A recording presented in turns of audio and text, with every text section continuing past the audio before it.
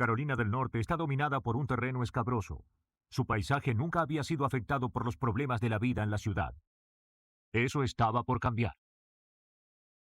El 7 de enero de 1994, un trabajador del Departamento de Transportes investigaba el terreno cercano a una carretera rural.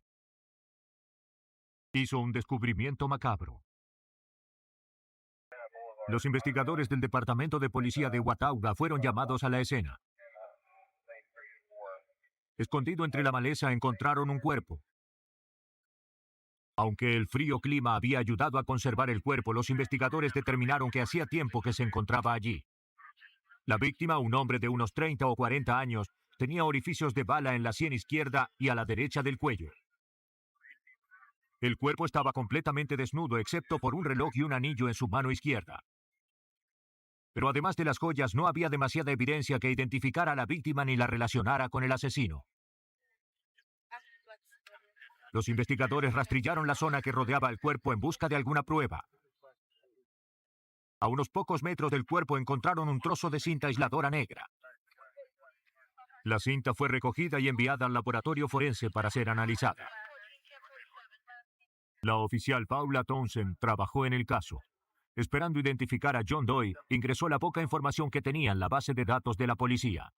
Sabíamos que no había personas importantes desaparecidas, así que debíamos esforzarnos para localizar a una persona desaparecida de otra área y determinar su identidad. No tuvieron que esperar mucho. ¿Paula Townsend? Esa misma tarde, los detectives recibieron una llamada de la policía de Salisbury. Un hombre de ese pueblo había desaparecido hacía varias semanas. Encajaba con la descripción del cadáver encontrado junto al camino. Su nombre era Victor Gunnarsson. La policía de Salisbury accedió a enviarles el informe del caso. Una autopsia reveló que las 2 balas de la cabeza habían acabado con la vida de la víctima. Un análisis de su estómago reveló la presencia de patatas sin digerir, comidas entre las 5 horas en que fue asesinado. Es para ti. Gracias. Townsend estudió el informe de Gunnarsson en busca de pistas que pudieran identificarlo como la víctima. No había nada conclusivo. Pero si Gunnarsson era la víctima, Townsend descubrió que tenía un pasado sensacional. Gunnarsson era de nacionalidad sueca. Había llegado a los Estados Unidos en busca de asilo político porque había sido acusado criminalmente de haber asesinado al primer ministro Olof Palme en Suecia hace algunos años. Gunnarsson había sido el principal sospechoso del asesinato, pero fue liberado cuando ningún testigo pudo identificarlo como el asesino. Los investigadores de Watauga tenían un problema similar. Para confirmar que el cuerpo era el suyo, los investigadores solicitaron sus huellas dactilares que estaban en los archivos de la Interpol. Una semana después que el cuerpo fue encontrado, las huellas llegaron a Carolina del Norte. Eran las mismas. Ahora la policía debía determinar por qué alguien quería matar a Victor Gunnarsson. Su infame pasado no podía ser ignorado. Cuando supimos lo que le había pasado en Suecia, no sabíamos si estaba relacionado o no. Debíamos considerar la posibilidad de que había motivos políticos en su asesinato. El asesinato del pequeño pueblo tenía grandes implicancias internacionales. Pero cuando los investigadores indagaron sobre sus últimos días, descubrieron que tenía otros problemas cercanos a su casa. En enero, al oír el caso en las noticias, una mujer llamada Kay Wadden se presentó para formular una declaración. Ella había conocido a Gunnarsson el Día de Acción de Gracias y había salido varias veces con él esa semana. Hace 2 meses. Pero luego de su última cita, el 3 de diciembre, no había vuelto a saber de él. Su amigo está muerto. Esa noche, él la había llevado a cenar.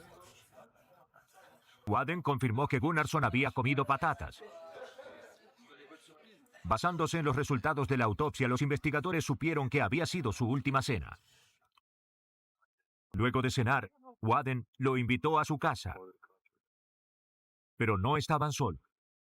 El exnovio de Wadden, L.C. Underwood, y una amiga llamada Shelley Thompson pasaron por la casa alrededor de las 11 de la noche.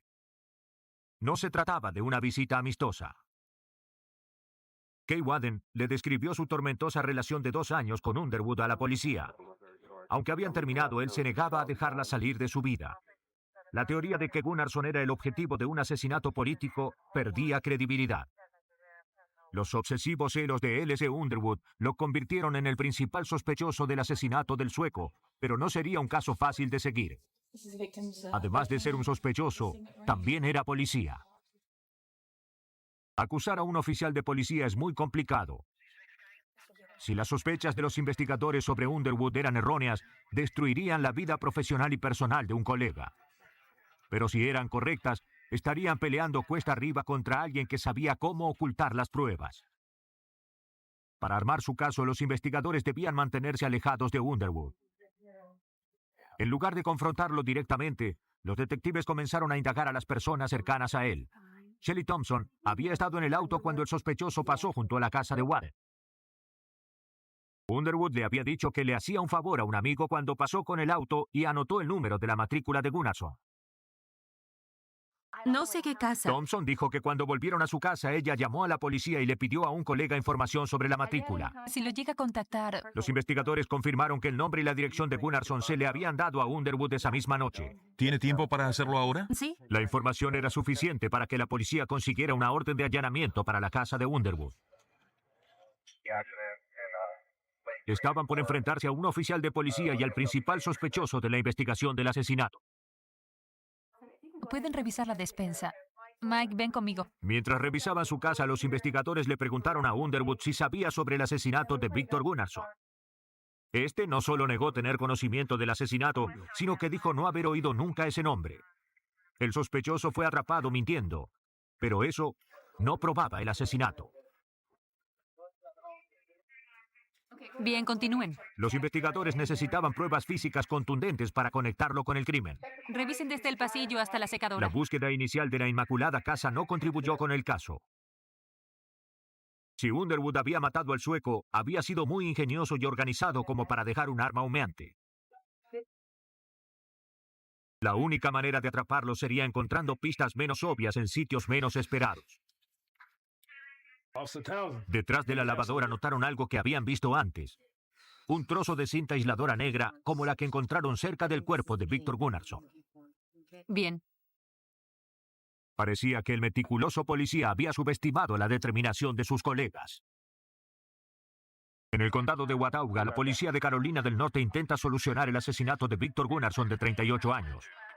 En casa del principal sospechoso, el oficial de policía L.C. Underwood, los investigadores descubrieron una prueba decisiva. Vuelvan aquí. Cinta aisladora negra. Déjame ver. La improbable pista fue llevada al Departamento de Pruebas del Centro de Investigaciones del Estado de Carolina del Norte. Los técnicos compararon la muestra con la cinta hallada en la escena del crimen. El especialista en pruebas, Troy Hamlin, estudió y comparó las características de ambas muestras. Se compararon las dimensiones físicas. También se comparó el ancho, el grosor y la composición, características inorgánicas y orgánicas. Ambas muestras coincidían en todo esto, por lo tanto, las dos pruebas debían pertenecer al mismo rollo de cinta. Fue un descubrimiento clave, pero el caso contra Underwood no podía basarse solo en la prueba de la cinta. Mira allí. Los detectives necesitaban una prueba física que lo involucrara al sospechoso directamente con la víctima. Busquen cualquier pista de lo que haya pasado. De acuerdo. Obtuvieron una orden para registrar su auto, Sí, aquí. pero como su casa, el vehículo estaba impecablemente limpio. Hasta el maletero estaba limpio. Aún así, los investigadores se negaron a darse por vencidos. El revestimiento del maletero fue retirado y enviado al laboratorio para ser analizado. Eso también sería un desafío. El revestimiento acababa de ser lavado y aspirado, eliminando una gran cantidad de pruebas en el proceso. Utilizando cinta adhesiva, el perito Troy Hamlin examinó cada centímetro cuadrado del revestimiento en busca de cualquier pista microscópica que hubiera sobrevivido a la limpieza. No descubrió nada. El veterano oficial de policía parecía que se saldría con la suya. Pero luego Hamlin descubrió una prueba minúscula que podría tener un valor enorme. Extrajo la raíz de un cabello apenas visible al ojo humano. Investigando más cuidadosamente esa zona del revestimiento, pudo extraer otros 17 cabellos. Los cabellos de la víctima y los encontrados en el revestimiento fueron colocados sobre un portaobjetos y analizados con un microscopio de comparación. El análisis microscópico mostró que los cabellos eran iguales. Los detectives finalmente tenían la pista que necesitaban. Pero si el caso iba a basarse en esta prueba microscópica, los investigadores necesitarían evidencias irrefutables. Los examinadores determinaron que el cabello contenía el material suficiente para un análisis de ADN.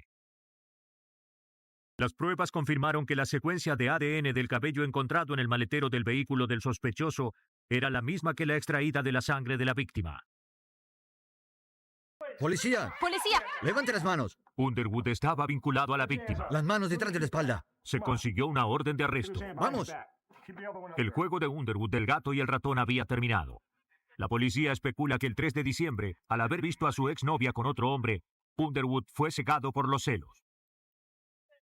Durante la noche fue al apartamento de Gunnarsson y secuestró a su rival. Con su víctima amarrada dentro del maletero, Underwood condujo más de 1 hora hasta llegar al destino final de Gunnarsson. Le disparó a Gunnarsson 2 veces en la cabeza y luego comenzó a ocultar su crimen. En julio de 1997, L.C. Underwood fue hallado culpable de asesinato en primer grado y sentenciado a cadena perpetua. A 1 hora del norte de Los Ángeles, la autopista de la costa del Pacífico llega hasta Ventura, una ciudad de playas hermosas, un próspero puerto y una comunidad muy unida. El 6 de mayo de 1996, Michael Daly se comunicó con el Departamento de Policía de Ventura para denunciar que su esposa Jerry había desaparecido. ¿Cuántas personas? Le dijo a la policía que esa mañana su esposa había llevado a sus hijos a la escuela. Para cuando llegó la hora de recoger a los niños unas 3 horas más tarde, ella no apareció. La mujer de 35 años era conocida por ser una madre afectuosa y responsable. No podía haberse olvidado de sus hijos. Él dijo que su esposa tenía planeado hacer unas compras ese mismo día. Nadie había sabido de ella desde entonces. El detective Sean Conroy del Departamento de Policía de Ventura trabajó en el caso. Sabía por experiencia que Jerry podría haber desaparecido a propósito. La reacción en un caso donde desaparece una persona es, generalmente, si se trata de un adulto, es que ellos quieren desaparecer. Pero los miembros de su familia no creían que Jerry había abandonado a sus hijos. Condujeron por la ciudad hasta encontrar la camioneta de Jerry en el estacionamiento de una tienda. Se comunicaron con la policía. Dentro del vehículo, los investigadores encontraron las llaves, su bolso y un regalo para el Día de la Madre que había comprado en la tienda. No había más pistas ni signos de alguna pelea. Al día siguiente, los detectives acudieron a su reunión semanal. Uno de los oficiales mencionó que un residente de Ventura había llamado para informar que había visto un arresto inusual el día anterior.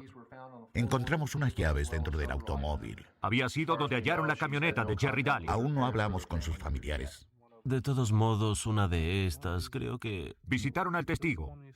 Dijo haber visto a una mujer cuya descripción concordaba con la de Jerry. Había sido esposada por una mujer rubia vestida de marrón. La mujer rubia parecía ser una oficial de la ley. Luego vio que colocó a la mujer esposada dentro de un auto verde y se marchó. No fue un arresto normal. El testigo quiso ver el número de matrícula, pero parecía que había sido tapada. Ahora los investigadores sabían que Jerry no había desaparecido. Pero cualquier esperanza de una rápida solución pronto desapareció. Ningún oficial de policía de Ventura u otra jurisdicción tenía registro alguno del incidente. La policía ahora creía que tenía un secuestro en sus manos. Y sin comunicación con el secuestrador, también temían estar investigando un homicidio.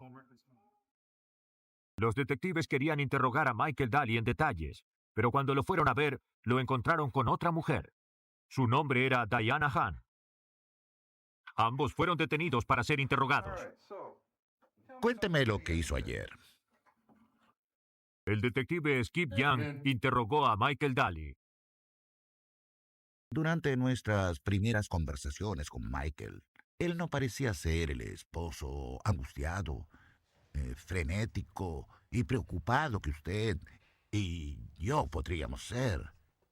Él no tenía una explicación de por qué su esposa lo había dejado. Daly le dijo a la policía que cuando su esposa desapareció, él estaba en la tienda donde trabajaba. La coartada fue confirmada. Dígame a qué hora llegó. La novia de Daly, Diana Hahn, negó conocer el paradero de Jerry. Pero no fue su declaración lo que levantó sospechas. ¿Tiene una herida en la frente? Ocultos bajo su flequillo, Han tenía unos rasguños recientes. ¿Cómo recibió esas heridas? Ella dijo que había tenido un accidente en bicicleta y que cayó sobre el manubrio. Los investigadores no creyeron esa historia. ¿Solo fue una caída? Sí. Coloque la regla junto a la herida. Se tomaron fotografías de la herida. En las fotos, los investigadores también pudieron ver que tenía hematomas en los brazos y en las manos. Parecía que alguien la había asido tan fuerte que hasta le había provocado hematomas en los dedos. La policía sospechó que estaba involucrada en el secuestro. Ella no tenía un automóvil verde, pero podía haber rentado uno. Los investigadores concurrieron a las agencias que rentaban autos en la zona del condado de Ventura. Averiguaron que un auto había sido rentado el día anterior a la desaparición de Jerry y devuelto el día posterior con 200 kilómetros de más. Hoy estamos muy ocupados. Bien. Estos son. Sí. El registro mostraba que Diana Han lo había rentado. Su tarjeta de crédito había sido utilizada para pagar el auto y su firma estaba en el formulario.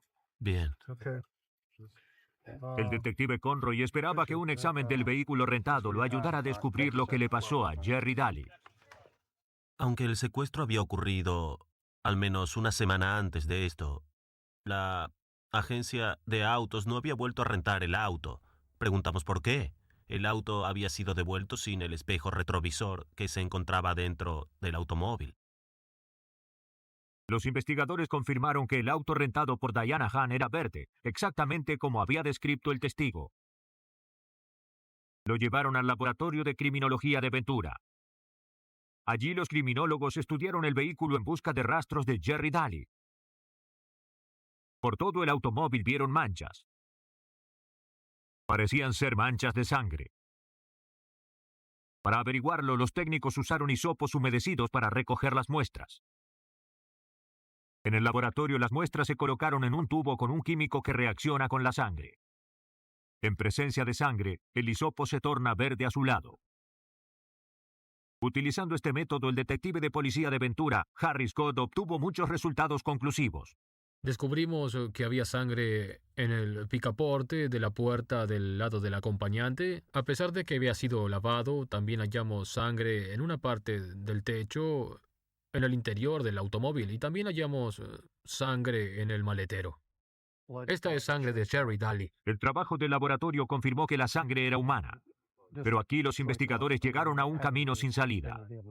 Aunque sospechaban que la sangre era de Jerry, no tenían registros de su tipo sanguíneo.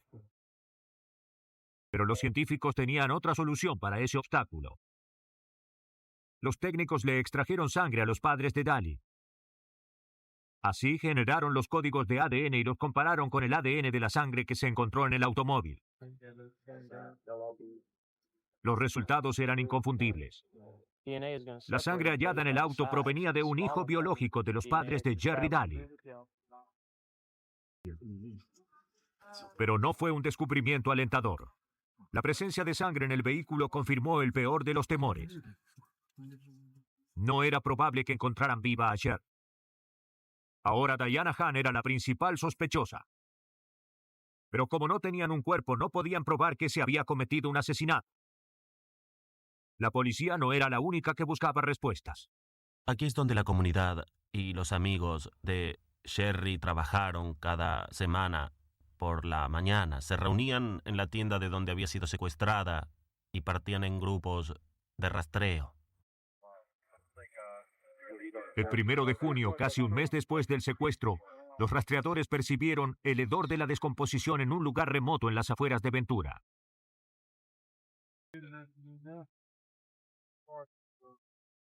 Rastrillando la zona cercana a un terraplén, los investigadores descubrieron un cráneo humano.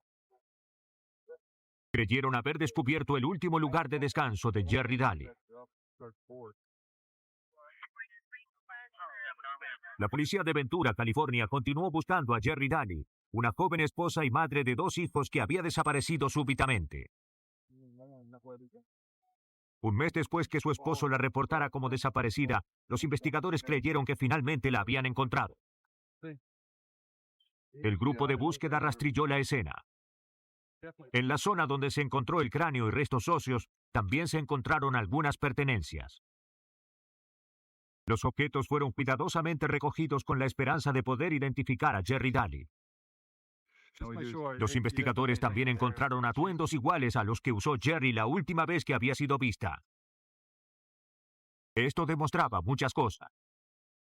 Pudimos relacionar la ropa con los huesos y determinamos que había numerosas puñaladas a través de la camisa y el sostén. Estas se apreciaban en las costillas de la víctima. Los registros dentales confirmaron que los restos pertenecían a Jerry Daly. Los análisis demostraron que quien la hubiera matado lo había hecho por venganza. Además de las múltiples puñaladas, su cuello había sido cortado con un objeto afilado. El examen médico concluyó que tras una vigorosa pelea, la víctima había sido prácticamente decapitada. Los resultados de la autopsia eran compatibles con las manchas de sangre halladas en el auto rentado por Diana Hahn. Si Hahn hubiera luchado con Daly, eso explicaría los rasguños y hematomas que tenía la sospechosa en la frente y los brazos durante el primer interrogatorio. Los detectives creyeron que Diana Hahn había matado a Jerry Daly, pero no creían que hubiera planeado sola el asesinato. Aquí están los registros de llamadas. Estudiando las llamadas realizadas por Hahn con una tarjeta después del asesinato, el detective Skip Young descubrió que su amante había participado del complot. Lo había llamado desde un teléfono público desde la hondonada donde se había encontrado el cuerpo. Parecía que Hahn estaba hablando con Daly. La policía centró su atención en el esposo de la víctima. Mira bien esta. Los investigadores descubrieron mediante testigos que Michael Daly consumía drogas y que se mofaba de su amorío con Hahn ya hacía unos años. Supimos gracias a amigos cercanos y vecinos que Sherry le había dado un ultimátum a Michael. Compórtate bien, deja las drogas. Y también a esa mujer. Y supuestamente Sherry buscaba los consejos de un abogado. Los investigadores especularon que con Jerry fuera del camino, Daly no debería cumplir con las demandas de su esposa. En Ventura. Podría seguir con su relación sin pagar una pensión o compartir a sus hijos. Hubo mucha actividad durante ese tiempo. Para la manera de pensar de los detectives, él tenía mucho que ganar con la desaparición de su esposa. Las pruebas contra Diana Hahn y Michael Daly eran acusadoras, pero los investigadores aún no los habían relacionado físicamente con el secuestro o el asesinato. Si debían hacer un caso sólido, necesitaban pruebas para demostrar que Hahn se había disfrazado como una oficial de la ley. Nuevamente, una comunidad unida prestó su ayuda. Compró una peluca rubia. Una empleada que seguía el caso mediante la prensa le dijo a la policía que recordaba haberle vendido a Diana Hahn una peluca rubia tiempo antes del asesinato. La empleada también dijo haber visto una fotografía de un hombre y dos niños dentro del bolso de Hahn. Supuso que la foto era de la familia de Hahn. La policía le mostró a la empleada una foto de Michael Daly y de sus dos hijos. Era la misma fotografía que la empleada había visto en el bolso de Hahn. ¿Cabello oscuro? Los investigadores supieron que Diana Hahn no podía tener hijos. Así es, ¿sí? Comenzaron a sospechar que Michael Daly la había manipulado con promesas de un nuevo y brillante futuro. De nada. Estaré en contacto. Los detectives continuaron construyendo el caso. Revisaron los registros financieros de Hahn, incluyendo copias de cheques. 1503. Uno de los cheques había sido extendido a una tienda solo días antes del asesinato. La lista de los objetos comprados incluía una cartulina, sacos de residuos, un uniforme marrón y un hacha. La policía obtuvo una orden para registrar la casa de Hahn. Nunca encontraron el hacha o el uniforme, pero encontraron un trozo de cartulina. El código de barras de la cartulina era idéntico al que figuraba en el recibo. No podían saber por qué la cartulina estaba en la lista de compras hasta que examinaron la forma de la parte que había sido cortada. Era exactamente de la misma forma que una matrícula. Eso explicó por qué el testigo no vio el número de la matrícula. Hahn la había tapado con una falsa. Tenemos que ser muy cuidadosos para planear esto. Pero era improbable que Hahn pensara lo mismo. Lo que debemos hacer ahora es conseguir una peluca. Los investigadores creían que Daly había ideado el complot del asesinato de antemano. ¿Entendiste? Motivada por la tensión de una nueva vida con Michael, Hahn estaba más que dispuesta a deshacerse de una cosa que creía que se interponía en su camino. La policía cree que Diana Hahn disfrazada se había acercado a Jerry cuando dejaba el estacionamiento. ¿Hay algún problema? Fingiendo ser una oficial de la ley, alejó a Jerry de la camioneta y la esposó. La escena del arresto funcionó de acuerdo al plan, pero los investigadores creyeron que Jerry Daly pronto supo lo que pasaba. Creemos que en un reducido periodo de tiempo luego que Sherry fue introducida dentro del vehículo verde, de alguna manera reconoció a Diana Hawn y le dijo quién era. Por los daños en el interior y teniendo en cuenta que el espejo retrovisor había sido arrancado, podemos decir que Sherry trató de defenderse. Pero Jerry no pudo librarse de su agresora. Luego de llevarla hasta un lugar apartado, Hannah acuchilló a Daly al menos 17 veces y colocó su cuerpo en la hondonada. Diana Hawn fue arrestada por el asesinato de Jerry Daly el 1 de agosto de 1996. Desde su celda implicó renuentemente a Michael Daly como el cerebro del complot. Daly fue arrestado en el mes de noviembre. Aunque la investigación por el asesinato concluyó, Ventura siempre será perseguida por el trágico final de la joven ama de casa. Diana Hawn fue hallada culpable de asesinato en primer grado y secuestro. Fue sentenciada a cadena perpetua sin libertad condicional. Juzgado 6 meses después, Michael Daly también fue hallado culpable del asesinato de su esposa. También fue sentenciado a cadena perpetua. En el corazón de las montañas rocosas al oeste de Montana, el condado Mineral es conocido por su vida campestre. Pero un estilo de vida sencillo no es inmune a un accidente mortal. Buenos días. El 28 de noviembre de 1995, la esposa de Chris Hansen, Nanette, fue al establo para alimentar a unos caballos. ¡Despierta! Y nunca regresó a su casa. Hansen encontró a su esposa de 34 años yaciendo en el lodo. Estaba fría y pálida. Hansen llamó al servicio de emergencias. Pensó que Nanette podría haber sido pisada por los caballos. ¿Emergencias? Sí, es mi esposa. Estaba muerta o por morir. Creo que está muerta. La operadora inmediatamente envió una ambulancia. Bien. Cuando los paramédicos llegaron, Nanette no respiraba. No tenía pulso. Todo lo que podían hacer su esposo y su hijastro Scott era mirar mientras trataban de revivir a Nanette con un masaje cardíaco. Al principio, los esfuerzos de los paramédicos parecían prometedores. La víctima respiró una vez por sí misma. Pero sería su último aliento. La declararon muerta. Como las pesquisas se realizaron en un pequeño poblado, el departamento del alguacil también fue contactado. Chris Hansen le dijo a los investigadores que encontró el cuerpo de Nanette en el sendero enlodado cercano a las pasturas de los caballos. Dijo que tras llamar al servicio de emergencias telefoneó a su hijo, Scott Davey, pero ya no podía hacerse nada. Debido a su esclerosis múltiple, no recordaba muchas cosas. Le tomé el pulso y estaba muerta. Si lo hubiera visto antes, tal vez podría haberle salvado la vida. De regreso de la escena del accidente al departamento de policía del condado de Mineral, la oficial Anita Parkin no tenía razones para creer que la muerte de Nanette significara algo más que un simple accidente. Tenía hematomas que parecían como si un caballo le hubiera pasado por encima o algo semejante. Por las condiciones del corral pude ver que alguien podría golpearse, resbalarse o algo de esa naturaleza. Las noticias de la muerte de Nanette se esparcieron por la comunidad de 3,000 habitantes. Con eso comenzaron las sospechas. En pocas horas, amigos y vecinos de la víctima llamaron a la oficina del alguacil para expresar su temor por la tragedia. Nadie en la comunidad creía que la muerte de Nanette Hansen fuera un accidente. La policía del condado de Mineral en Montana continuó la investigación de la muerte de Nanette Hansen de 34 años, accidentalmente muerta por uno de sus caballos. Pero la comunidad no creía esa historia. Amigos cercanos solicitaron una investigación por la muerte de Nanette. Entiendo que conocían a Nanette. Para ellos el accidente no tenía sentido.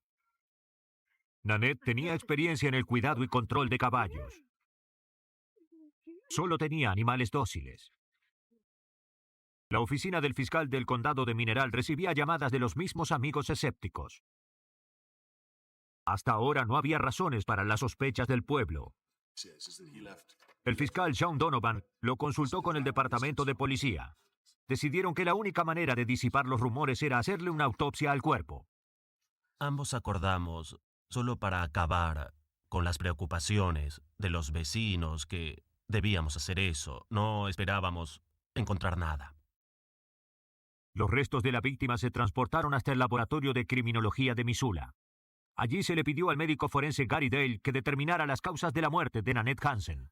Generalmente, en los accidentes fatales de caballos, las víctimas sufren fracturas de cráneo y fracturas cervicales cuando se ha producido una caída del caballo.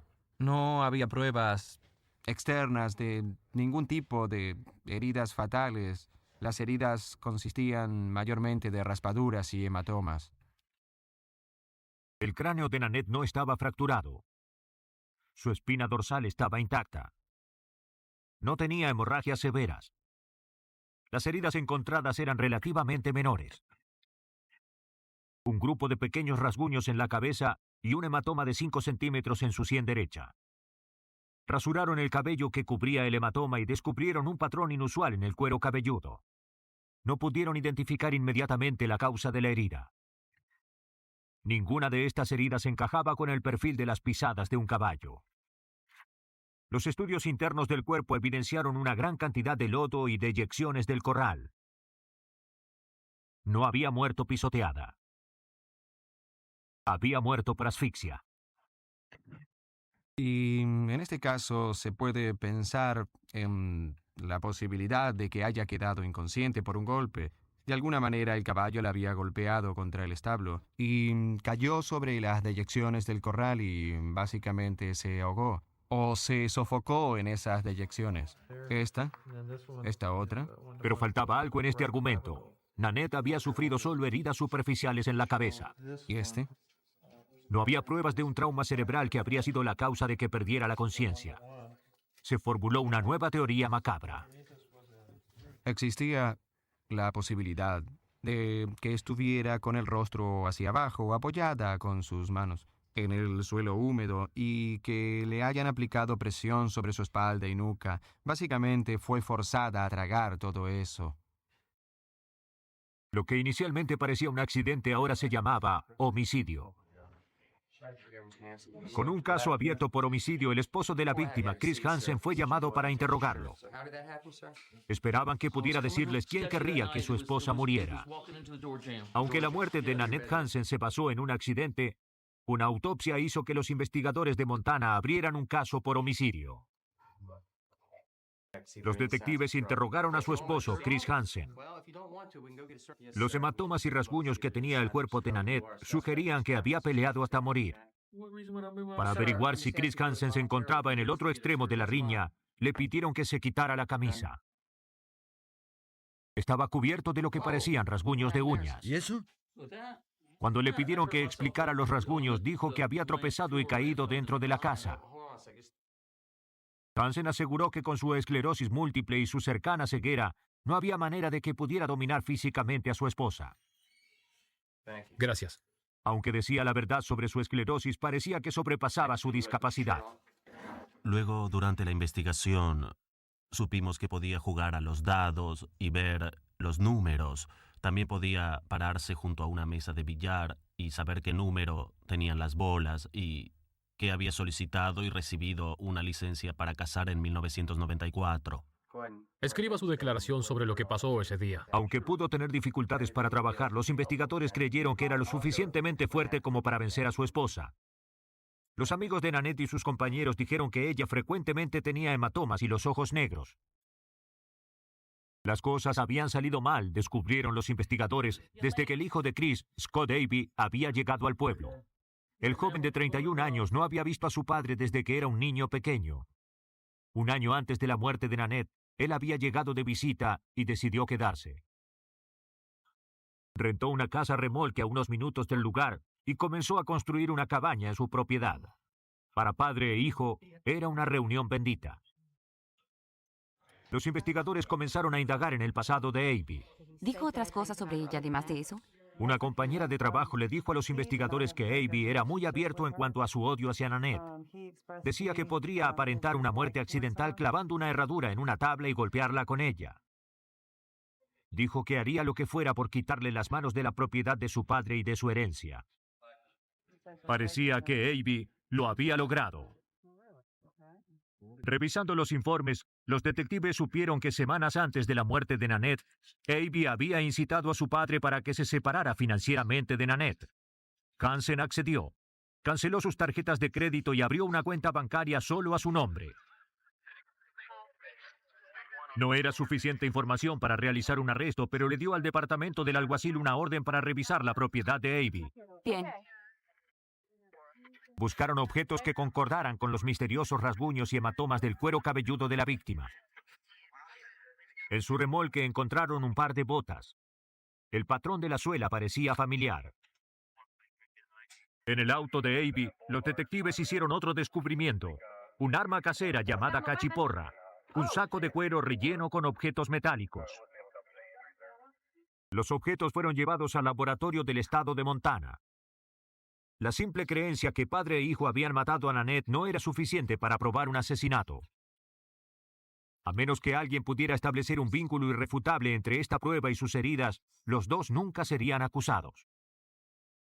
La mejor esperanza de los investigadores ahora estaba en las manos de la médica forense, Debbie Hewitt. Es como armar un rompecabezas, donde se toma una pieza del rompecabezas y se toma otra pieza del rompecabezas y se ve si encajan en el espacio apropiado. Y cuando se encuentra la pieza final del rompecabezas, se sabe que se ha completado todo el dibujo. Hewitt comenzó los análisis con las botas. Presionó la suela sobre una almohadilla entintada y luego hizo numerosas impresiones sobre un papel blanco. Estas huellas se transfirieron a una limpia hoja de acetato. Colocando las huellas sobre una fotografía en tamaño real de la herida, ella pudo determinar si la bota había provocado la misma. El patrón de la suela de la bota de Abe coincidía con la herida en la cabeza de Nanette. Hewitt repitió el mismo proceso con la cachiporra entintando e imprimiendo el arma desde diferentes ángulos. Cuando la comparó con el hematoma grande de la sien de la víctima, la última pieza del rompecabezas estaba en su lugar. La cachiporra coincidía perfectamente con la herida del costado de la cabeza de Nanette. Padre e hijo habían planeado deshacerse de la mujer que se interponía entre ellos y su codicia. Queda arrestado por asesinato. Pero su complot no pudo contra la investigación forense. Tiene derecho a guardar silencio. El 2 de febrero de 1996, Chris Hansen y Scott Abe fueron arrestados. Los fiscales especularon que Abe primero golpeó a Nanette con la cachiporra y luego la arrastró por el lodo para que pareciera un accidente. Mientras Hansen la sujetaba, su hijo colocó un pie sobre su cabeza presionándola hasta que dejó de respirar. De no haber sido por la insistencia de los amigos cercanos de Nanette, el acto brutal habría sido enterrado para siempre. Scott Abe y Chris Hansen fueron hallados culpables de homicidio y sentenciados a 60 años en prisión. Cuando un asesino se oculta astutamente, los investigadores deben encontrar nuevas maneras de ver a través del engaño. Acuden a la ciencia forense para revelar la verdad y ser justos con las víctimas que son asesinadas por amor o por dinero. Hoy presentamos En el lugar de los hechos. Condado de Charlotte, Florida, 17 de abril de 1996. Dos inspectores de la carretera del condado se toman un descanso para colocar trampas para cerdos en un popular pero apartado sendero. Dios, Encontraron los restos de la presa de alguien más. ¿qué es esto? Un cráneo humano. Le informaron a la oficina del alguacil del condado de Charlotte. Dependía del equipo forense averiguar qué animales había en el bosque y a qué hora. Además de otros restos, buscaron ropa, un arma o cualquier otra cosa que podría ayudarlos a determinar la identidad de la víctima o cómo llegó a ese lugar. Todo lo que los investigadores encontraron fue una fibra rosada cerca del cráneo. Pero no se comparaba con lo que hallarían luego. A 50 metros de donde se encontró el cráneo, un investigador halló el relleno de una alfombra. Adentro estaba el cuerpo de un hombre. Pero no era el cuerpo que esperaban encontrar. Este tenía cabeza. Era la segunda víctima, más reciente que la primera, probablemente asesinada hacía pocos días. Menos comprometida por los elementos, esta segunda víctima proveía una segunda oportunidad para pistas útiles. Fibras de cuerda colgaban de un árbol cercano y diferentes tramos de cuerda se encontraron esparcidos por el bosque. Una diminuta muestra de pintura fue recogida del cuerpo. De acuerdo con Jim Myers, del Departamento de Policía de Florida, estas escenas del crimen son las más difíciles para resolver casos. Hay otro. No es como un crimen tradicional donde hay una casa o tarjetas de crédito, algo para descubrir quién es, asociando, revisando el vecindario y esa clase de cosas. No funciona así cuando solo se encuentra un cuerpo en el bosque. A unos metros del cráneo de la primera víctima, los investigadores encontraron lo que quedaba de su torso. Aunque el cuerpo estaba muy descompuesto, pudieron ver un inusual tatuaje en la espalda. Era la única esperanza de identificarlo. Las autoridades acudieron a la prensa por ayuda. Esa noche el noticiero televisó la foto de un tatuaje, esperando que alguien reconociera e identificara a la víctima. Alguien lo hizo. Una mujer llamó a la policía y dijo que se parecía al tatuaje que tenía su hermano, Kenny Smith, de 25 años. Le dijo a las autoridades que hacía tiempo que no sabía nada de él. Aunque él vivía la mayor parte del tiempo en las calles, recientemente había ido al dentista, quien dio a los investigadores los registros dentales actualizados. Con ellos confirmaron que los restos hallados en el bosque eran de Kenny Smith. Los investigadores aún tenían que identificar a la víctima encontrada dentro del relleno de una alfombra. Con la autopsia se determinó que el cuerpo era de un hombre blanco de unos 20 años. Nadie en el condado había denunciado la desaparición de alguien con tales características. El cuerpo fue aspirado para recoger fibras u otras pruebas que pudiera tener. Luego se examinó el cuerpo. Había marcas de ataduras en varios lugares, la mayoría alrededor del cuello y en la región genital. Había sido estrangulado con una cuerda. Luego el asesino le había quitado los genitales con un bisturí o con un cuchillo afilado. Claramente el accionar de una mente perturbada pero metódica. La víctima llevaba muerta aproximadamente un día y sus huellas dactilares aún podían leerse. Con ellas se determinó que era Richard Montgomery, de 21 años. Veremos qué hay allí. Bien, vamos. Montgomery y Smith no fueron los únicos jóvenes blancos asesinados en los bosques del sudoeste de Florida. ¡Hey! Rick, parece que tenemos algo, ven. Bien, voy en camino. Entre 1994 y 1996, otros 3 cuerpos habían sido encontrados en los bosques de los condados de Charlotte y Sarasota. Parece que estuvo aquí un tiempo. Alguien cazaba desempleados. Y como otras de sus víctimas, no tenía nombre. Debido a que la última de sus víctimas se había encontrado en el sendero de caza de cerdos, la prensa lo llamó el asesino del sendero.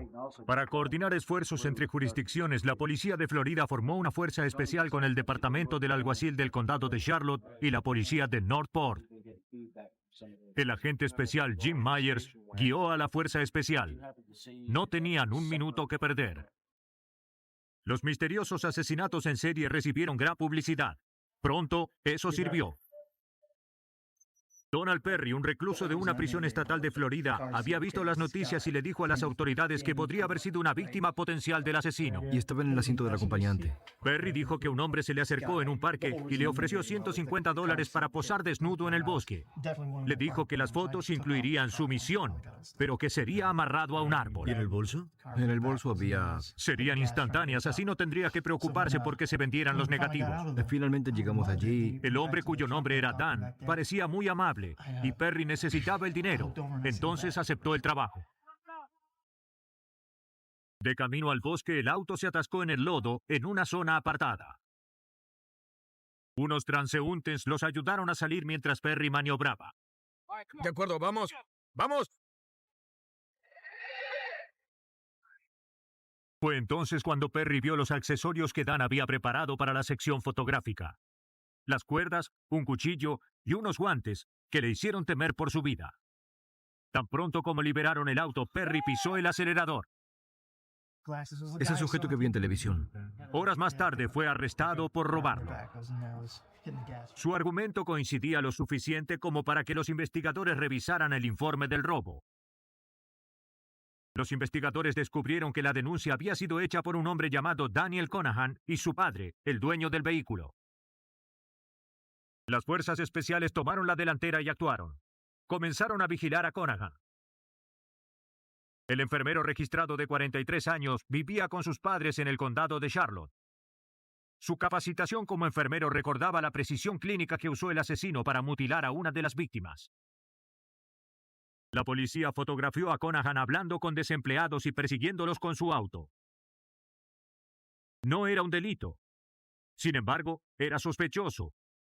Y para las fuerzas especiales, una oportunidad. Enviaron un oficial encubierto para actuar de señuelo. Se encontraron varias veces hasta que el señuelo se ganó la confianza de Conahan. El detective llevaba un micrófono para grabar la conversación. Conahan finalmente le pidió al detective que posara para unas fotos en el bosque. ¿Sabía de otros sujetos? Esperando que Conahan dijera más, el detective encubierto lo invitó a ir a su tienda en el bosque que estaba vigilada por el equipo de SWAT, el equipo de armas y tácticas especiales. El detective tenía su misión, recoger pruebas. Pero Conahan no cooperó. Cuando el detective siguió haciéndole preguntas, Conahan perdió interés. Los investigadores solo obtuvieron pruebas circunstanciales y nada para una orden de arresto. Si Daniel Conahan era un sádico asesino en serie, estaba libre para seguir acechando. La semana pasada, el 16. La policía de Florida buscaba a Daniel Conahan, presunto asesino en serie. Pero no tenían pruebas concretas. En junio, 2 meses después de que se descubrieran los 2 últimos asesinatos, un oficial de policía de Fort Myers recordó un caso de hacía 3 años. Era similar al incidente reportado recientemente por un interno llamado Donald Perry. Una vez más, el prisionero era quien tenía la clave. Siéntese. Stanley Barden, cumpliendo condena en Ohio, tenía una historia que contar. Dígame lo que le pasó. Se lo diré. Tenía una historia conocida. Fue la otra noche cuando lo encontré. Dijo que había conocido a un hombre afuera de un negocio de hamburguesas en Fort Myers que le ofreció dinero para ser amarrado y fotografiado en el bosque. Dijo que el nombre del sujeto era Dan. Como necesitaba dinero, Barden aceptó. Dan le pidió que se quitara algunas prendas y comenzó a amarrarlo a un árbol con una cuerda que cortó con una pinza. La situación pronto se salió de control. Una vez que Barden estuvo inmovilizado, Dan comenzó a ajustar las cuerdas que rodeaban su cuello. Cuando estaban bien amarradas, Dan lo dejó y nunca regresó. Barden finalmente se desató. Pudo describir el automóvil de Dan, y algo más importante aún, fue que identificó a Dan Conahan en una serie fotográfica. Tenemos una orden para arrestarlo. Basándose en esto, los investigadores pudieron arrestar a Conahan por la agresión e intento de asesinato de Stanley Barden. Los investigadores estaban lejos de demostrar que Conahan era el asesino en serie que estaban buscando. Eso requería de pruebas más tangibles. Consiguieron una orden para registrar la casa que compartía con sus padres. Los peritos forenses recogieron fibras de las alfombras, ropa de cama y muebles. Cada muestra fue empacada, etiquetada y enviada al laboratorio para ser analizada. El automóvil de Conahan fue registrado.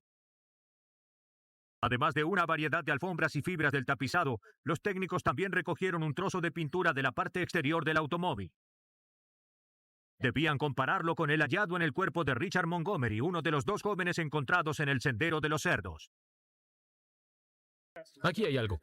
Esperando encontrar más pruebas incriminatorias contra el sospechoso, los investigadores estudiaron los registros de las tarjetas de crédito de los últimos 3 años. Para los investigadores, los objetos de las declaraciones sugerían que Conahan almacenaba un juego de implementos para asesinar. El 16 de abril encontramos, justo antes que el señor Montgomery desapareciera, algunos de los objetos, una pinza, una cuerda, un cuchillo, y creo que esa mañana había comprado una lona impermeable. Los objetos habían sido comprados en una tienda calle abajo de donde Richard Montgomery vivía. Mientras se estudiaban los registros de las tarjetas de crédito, las fibras y las muestras de pintura se analizaban en el laboratorio del Departamento de Policía de Florida. Varias fibras recogidas de la casa de Conahan coincidían con las fibras recogidas en la escena del crimen. Luego, la pintura del auto de Conahan fue analizada para determinar si coincidían con el trozo encontrado en una de las víctimas. Un pequeño trozo de pintura puede esconder mucha información. Primero se determina cuántas capas de pintura tiene, sus colores y su grosor. Ambas muestras, la del auto y la de la escena del crimen, tenían 4 capas de pintura del mismo color y grosor. La científica Jan Taylor debía determinar si las dos muestras coincidían químicamente.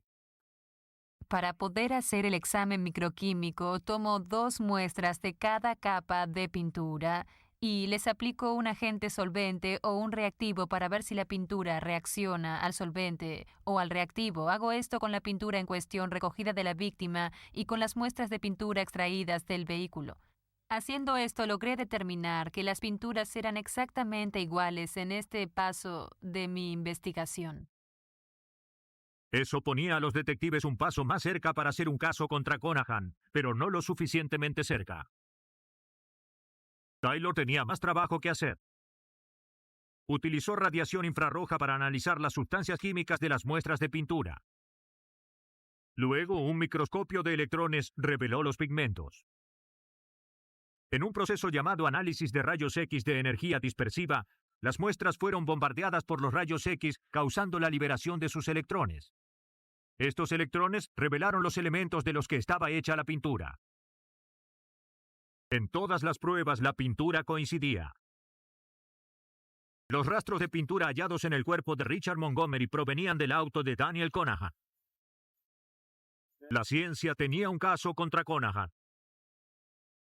De acuerdo con las pruebas, Conahan llevó a Richard Montgomery al bosque para una falsa sesión fotográfica. Una vez que tuvo a Montgomery donde quería, Conahan lo torturó y lo mató. El jurado deliberó solo unos 20 minutos antes de sentenciar a muerte al asesino del Sendero de los Cerdos. A 110 kilómetros de Baltimore, Hagerstown, Maryland, es una comunidad estadounidense típica y un buen lugar para criar hijos. Un lugar donde algunos no creen necesario cerrar sus puertas. Al menos la mayor parte del tiempo. El día de San Valentín de 1995, los hijos mellizos de Debra y Tim Massey llegaron de la escuela y se encontraron con la puerta trabada. Eso era inusual. Debra siempre estaba en casa para recibir a sus hijos de 8 años. Ellos fueron al garage detrás de la casa donde su padre Tim Massey tenía un negocio de remolques. ¿No está en casa? Su padre no estaba, así que le preguntaron a un empleado, Daryl Moser, si había visto a su madre. Llevó a los niños hacia la casa e intentó golpeando, pero no obtuvo respuesta. ¿Debra? La ventana rota lo preocupó. Vayamos a la casa de la abuela. Bien, ¿cómo están? Tim Massey había salido para realizar un trabajo, así que Moser llevó a los niños con su abuela que vivía cerca. No pude entrar en la casa. Ella llamó a la casa de Debra. No contestaba. Tal vez sea mejor que vayas, Daryl. Gracias. De acuerdo. Presintiendo que algo andaba mal, Daryl Moser regresó a la casa y entró, y allí encontró a Debra Massey desfallecida sobre el suelo de la sala. No respiraba. Llamó a la policía. Policía de Hagerstown. Dijo que parecía que alguien había irrumpido, pero las puertas aún estaban trabadas. El detective George Brand de la policía de Hagerstown cuestionó la escena. Nos dijeron que las puertas estaban cerradas, la puerta principal y la puerta trasera de la casa, y pensamos que era extraño. Es extraño que alguien entre, mate a alguien y al dejar la residencia trabe las puertas. Debra Massey siempre dejaba las puertas abiertas para que sus hijos pudieran entrar al regresar de la escuela. Las puertas trabadas fueron la primera de varias pistas extrañas que descubrieron los investigadores. La próxima pista estaba pegada en el televisor donde el científico forense Jeff Kercheval encontró una extraña nota. Decía, tu esposo es el próximo. Necesito dinero. Tenemos una persona que le escribe una nota a un muerto a una persona que acaba de matar. Tendría más sentido si le hubiera escrito la nota al esposo diciendo, tú eres el próximo. Y escrito su nombre, por ejemplo, Tim. Tim, tú eres el próximo. Necesito dinero. Pero quien sea que escribiera la extraña nota aparentemente no necesitaba dinero con urgencia. Desordenó la casa, pero no se llevó ni joyas ni efectivo. El torpe ladrón se parecía más a un asesino encubierto. Los investigadores de Maryland en la escena del asesinato primero creyeron que se trataba de un robo. Pero tras inspeccionar bien parecía que nada de valor había sido robado. Junto con muestras de fibras, recogieron fragmentos del vidrio roto de la ventana. La colilla de un cigarrillo fue recogida de un bote de residuos. Registramos toda la casa. La señora Massey no fumaba. En la casa no había ceniceros, encendedores, cerillos o cigarrillos. Envíalo. Los investigadores creyeron que el asesino debió haber dejado la colilla del cigarrillo. Ya lo tenemos. ¿Eres tú? Debra Massey, quien había decidido divorciarse de su esposo Tim, vivía en la casa con los mellizos. En todo aspecto, Debra era una madre devota, siempre presente en la vida de sus hijos. Aunque Tim Massey se había mudado a un apartamento, aún operaba el servicio de remolques del patio trasero de la casa. ¿Tiene algún informe para darme? Mientras se investigaba la escena del crimen, los detectives repasaron la declaración de Daryl Moser. Moser aseguró que Tim Massey llegó a trabajar alrededor de las 10:30 de la mañana, se quedó 10 minutos y luego se marchó. Alrededor de las 11:45 de la mañana, Massey regresó. Moser lo vio caminando hacia la casa. Moser dijo que Massey regresó a los pocos minutos. Hablaron un poco y luego Massey se marchó. Moser luego se fue a almorzar. Este dijo que no había visto a Debra. Una investigación en la propiedad determinó que la única manera de ingresar por la puerta trasera era pasando por el garage. Moser dijo que no vio pasar a nadie excepto a Tim Massey. Pero Massey no se quedó mucho tiempo. Sí, eso haré. Seguiré buscando más datos. Al revisar la declaración de Moser, se estableció su paradero durante ese día y se lo desestimó como sospechoso. Lo que haya pasado en la casa de Massey ocurrió cuando Moser estaba almorzando. Por aquí, hay una caja de herramientas. En el lugar por donde entró el asesino, los investigadores encontraron una caja de herramientas. Adentro había un martillo con astillas de vidrio, probablemente utilizado para romper la ventana. Mientras los investigadores continuaban en la casa, llegó Tim Massey. Dijo que su madre lo llamó cuando Daryl Moser llevó a los niños y le dijo que habían robado la casa. Mi madre llamó y me dijo que estaba pasando algo. La policía le informó del asesinato de su esposa y lo llevó a la estación de policía para interrogarlo. ¿Está seguro? No es posible. ¿Seguro que es ella? Lamento mucho lo que pasó. Como un esposo pasando por un divorcio difícil, Tim fue automáticamente un sospechoso, especialmente porque lo habían visto esa mañana en la casa. Él cooperó completamente con la policía. Entrégueselo al oficial. Entregó lo que tenía en los bolsillos, incluyendo unos bolígrafos. Entregó sus prendas para el análisis forense.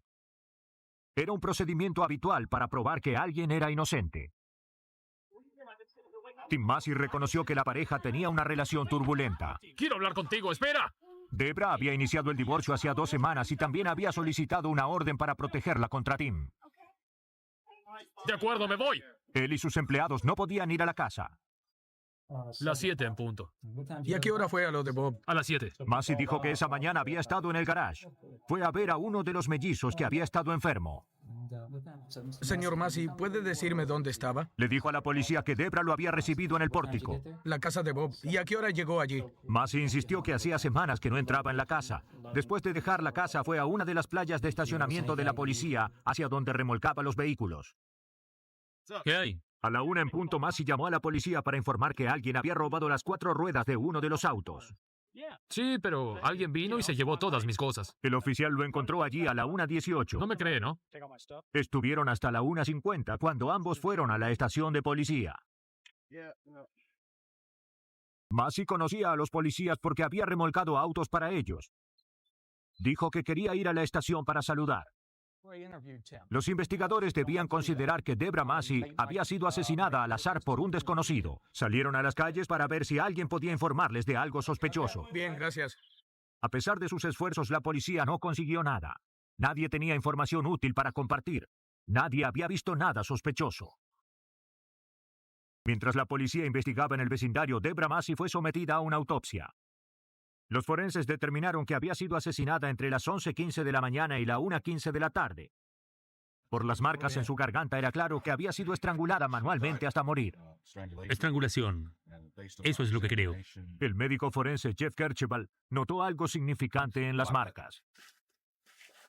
Ya había investigado otros 2 casos involucrando estrangulación manual en los pasados 6 meses, y en todos estos casos había pequeñas abrasiones en forma de una luna creciente sobre la superficie del cuello y el rostro, donde el individuo utilizó las manos para estrangularlos. En este caso, con Debbie Massey, ninguna de esas marcas estaban presentes, y en la sala de interrogatorios con el señor Massey noté que se mordía las uñas, y en verdad las tenía bastante cortas. 11:15, 11:30. Pero morderse las uñas no es un delito y no probaría que Tim Massey era el asesino. Señor Massey, ¿puede pararse? Los investigadores buscaron cada manera posible para desestimarlo como sospechoso. Pero Tim Massey no podía dar cuenta de todos sus movimientos durante el tiempo en que había ocurrido el asesinato. Sintieron que había muchas preguntas sin responder con relación a Tim Massey. Esperaban hallar respuestas en su apartamento. Les aseguro que nada tengo que ver en esto. Los investigadores creyeron que Tim Massey podía saber más sobre el asesinato de su esposa de lo que decía. Dio su consentimiento para revisar su apartamento. En un cesto, los investigadores hallaron un pantalón. En los dobladillos hallaron fragmentos de vidrio. Esto era la primera prueba incriminatoria contra Tim Massey. Cuando llegó a la casa, los oficiales lo mantuvieron a una distancia prudencial para evitar que modificara la escena del crimen. No era probable que hubiera estado en contacto con los vidrios del pórtico. Pero para que los fragmentos en sus pantalones fueran pruebas físicas reales, debían ser analizados. Las fibras y el cristal recogido del pantalón se compararon con las muestras tomadas en la escena del crimen. Coincidían. El laboratorio también analizó la tinta de los bolígrafos que Massey les había dado durante el interrogatorio. Cada vez que un fabricante hace un tipo de tinta distinto, envía una muestra de la misma a servicio secreto. En ese tiempo en particular, en la vecindad había aproximadamente 7,000 tintas diferentes de acuerdo a los registros. La tinta de la nota coincidía con las muestras de las bases de datos, sugiriendo que era de una marca genérica. Las probabilidades de que coincidieran con un bolígrafo específico eran de 7,000 a 1. Sin embargo, uno de los bolígrafos de Tim Massey tenía exactamente las mismas características químicas que la tinta de la nota encontrada en la escena. Otra de las pruebas de culpabilidad de Massey fue el cigarrillo recién fumado en la escena del crimen. Era de los que fumaba Tim Massey, y más precisamente, contenía su ADN. Eso lo ubicó definitivamente en la escena y se descubrió que mentía. No solo Tim Massey había estado allí ese día, también había matado allí. El 20 de septiembre de 1995, Tim Massey fue arrestado por el asesinato de su esposa Debra. Tim, pon las manos sobre el auto. ¿Qué? Tengo una orden de arresto. Por lo que la policía pudo determinar, Massey, quien salía con otra mujer, se dio cuenta de que si se divorciaba de Debra, ella tendría derecho a la mitad de sus bienes, incluyendo el negocio de remolques que había hecho de la nada. Eso implicaba vender el negocio y comenzar de cero. Massey tenía un plan diferente. En algún momento entre el mediodía y la 1 de la tarde, Massey entró en la casa de su esposa a través de la puerta abierta y la estranguló. Luego escribió una nota y simuló un robo. Sabía que sus hijos vendrían de la escuela y no quiso que encontraran el cuerpo de su madre, entonces trabó la puerta mientras salía. Rompió una ventana para simular un robo. Más puertas cerradas aguardaron por Timothy Massey, quien fue sentenciado por asesinato en segundo grado y sentenciado a 30 años de prisión. El condado de Pinellas es una pequeña península sureña que sobresale del flanco oeste de Florida. Es el lugar de esparcimiento y pesca de la comunidad de Clearwater. También fue el lugar de una serie de espantosos asesinatos. El 20 de octubre de 1995, un cartero descubrió el cuerpo desnudo de una mujer en los alrededores de un parque industrial. La policía llegó a la escena y comenzó a recoger pruebas, pero encontraron muy pocas. La ropa y objetos personales de la víctima no estaban, y aunque las marcas en las muñecas y tobillos sugerían que en algún momento había sido atada, no se encontró ninguna cuerda. Los hematomas de su cuerpo indicaban que había sido golpeada, pero no había rastros de violación. La falta de pisadas y de vegetación dañada indicaban que había sido asesinada en otra parte y que allí habían escondido su cuerpo. El suelo tenía la huella de un neumático. Los investigadores no garantizaban que fuera del vehículo del asesino, pero la posibilidad no podía ser descartada. Se vertió yeso sobre la huella para hacer un molde y luego analizarlo. En la autopsia, la causa de la muerte se determinó como estrangulación. Pelos de animales se recogieron del cuerpo. También se tomaron unas diminutas fibras sintéticas. Ninguna de estas serviría si no aparecía un sospechoso. Las huellas dactilares de la víctima se analizaron con la base de datos de la policía.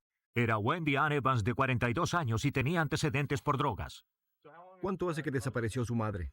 Evans había llegado a Clearwater para vivir allí con su hija. Tenía una mala vida. La hija de la víctima les contó que su madre había pasado tiempos difíciles. Diría que aproximadamente... El padre de la víctima acababa de morir. Ella había tratado de resolver sus problemas con las drogas y creía que su cáncer volvía a aparecer. Supongo. Días antes de su muerte, ella había asistido a una clínica psiquiátrica para que la ayudaran con su depresión. Sí, es 555. Ella quería desesperadamente recomponer su vida, pero su suerte dio un giro fatal para peor. 2 semanas más tarde, cerca de otra zona industrial, otro cuerpo desnudo de una mujer fue hallado. Llamaron 1004. Los investigadores acaban de llegar. Como Wendy Ann Evans, la víctima había sido atada y golpeada, luego abandonada en un lugar apartado. Nuevamente no había signos de violación. Las similitudes entre los dos casos desafiaban a la coincidencia. Ambas fueron halladas en zonas industriales ubicadas a unos 16 kilómetros una de la otra. La última víctima fue identificada por la policía como Peggy Turnell, de 40 años, una prostituta de Clearwater. El sargento Myring trabajó en el caso. No teníamos pruebas físicas de la escena debido a la descomposición del cadáver. No teníamos cabellos, ni fibras, ni pisadas, ni las huellas de un neumático para investigar. Sin embargo, los investigadores sospechaban que la misma persona era responsable de los 2 asesinatos. Y podrían no haber sido las 2 primeras víctimas del asesino. Los registros policiales revelaron una tercera víctima. Hacía 15 meses, una prostituta llamada la Donna Steller fue hallada asesinada. Excepto por el lapso de tiempo, los detalles eran espantosamente similares.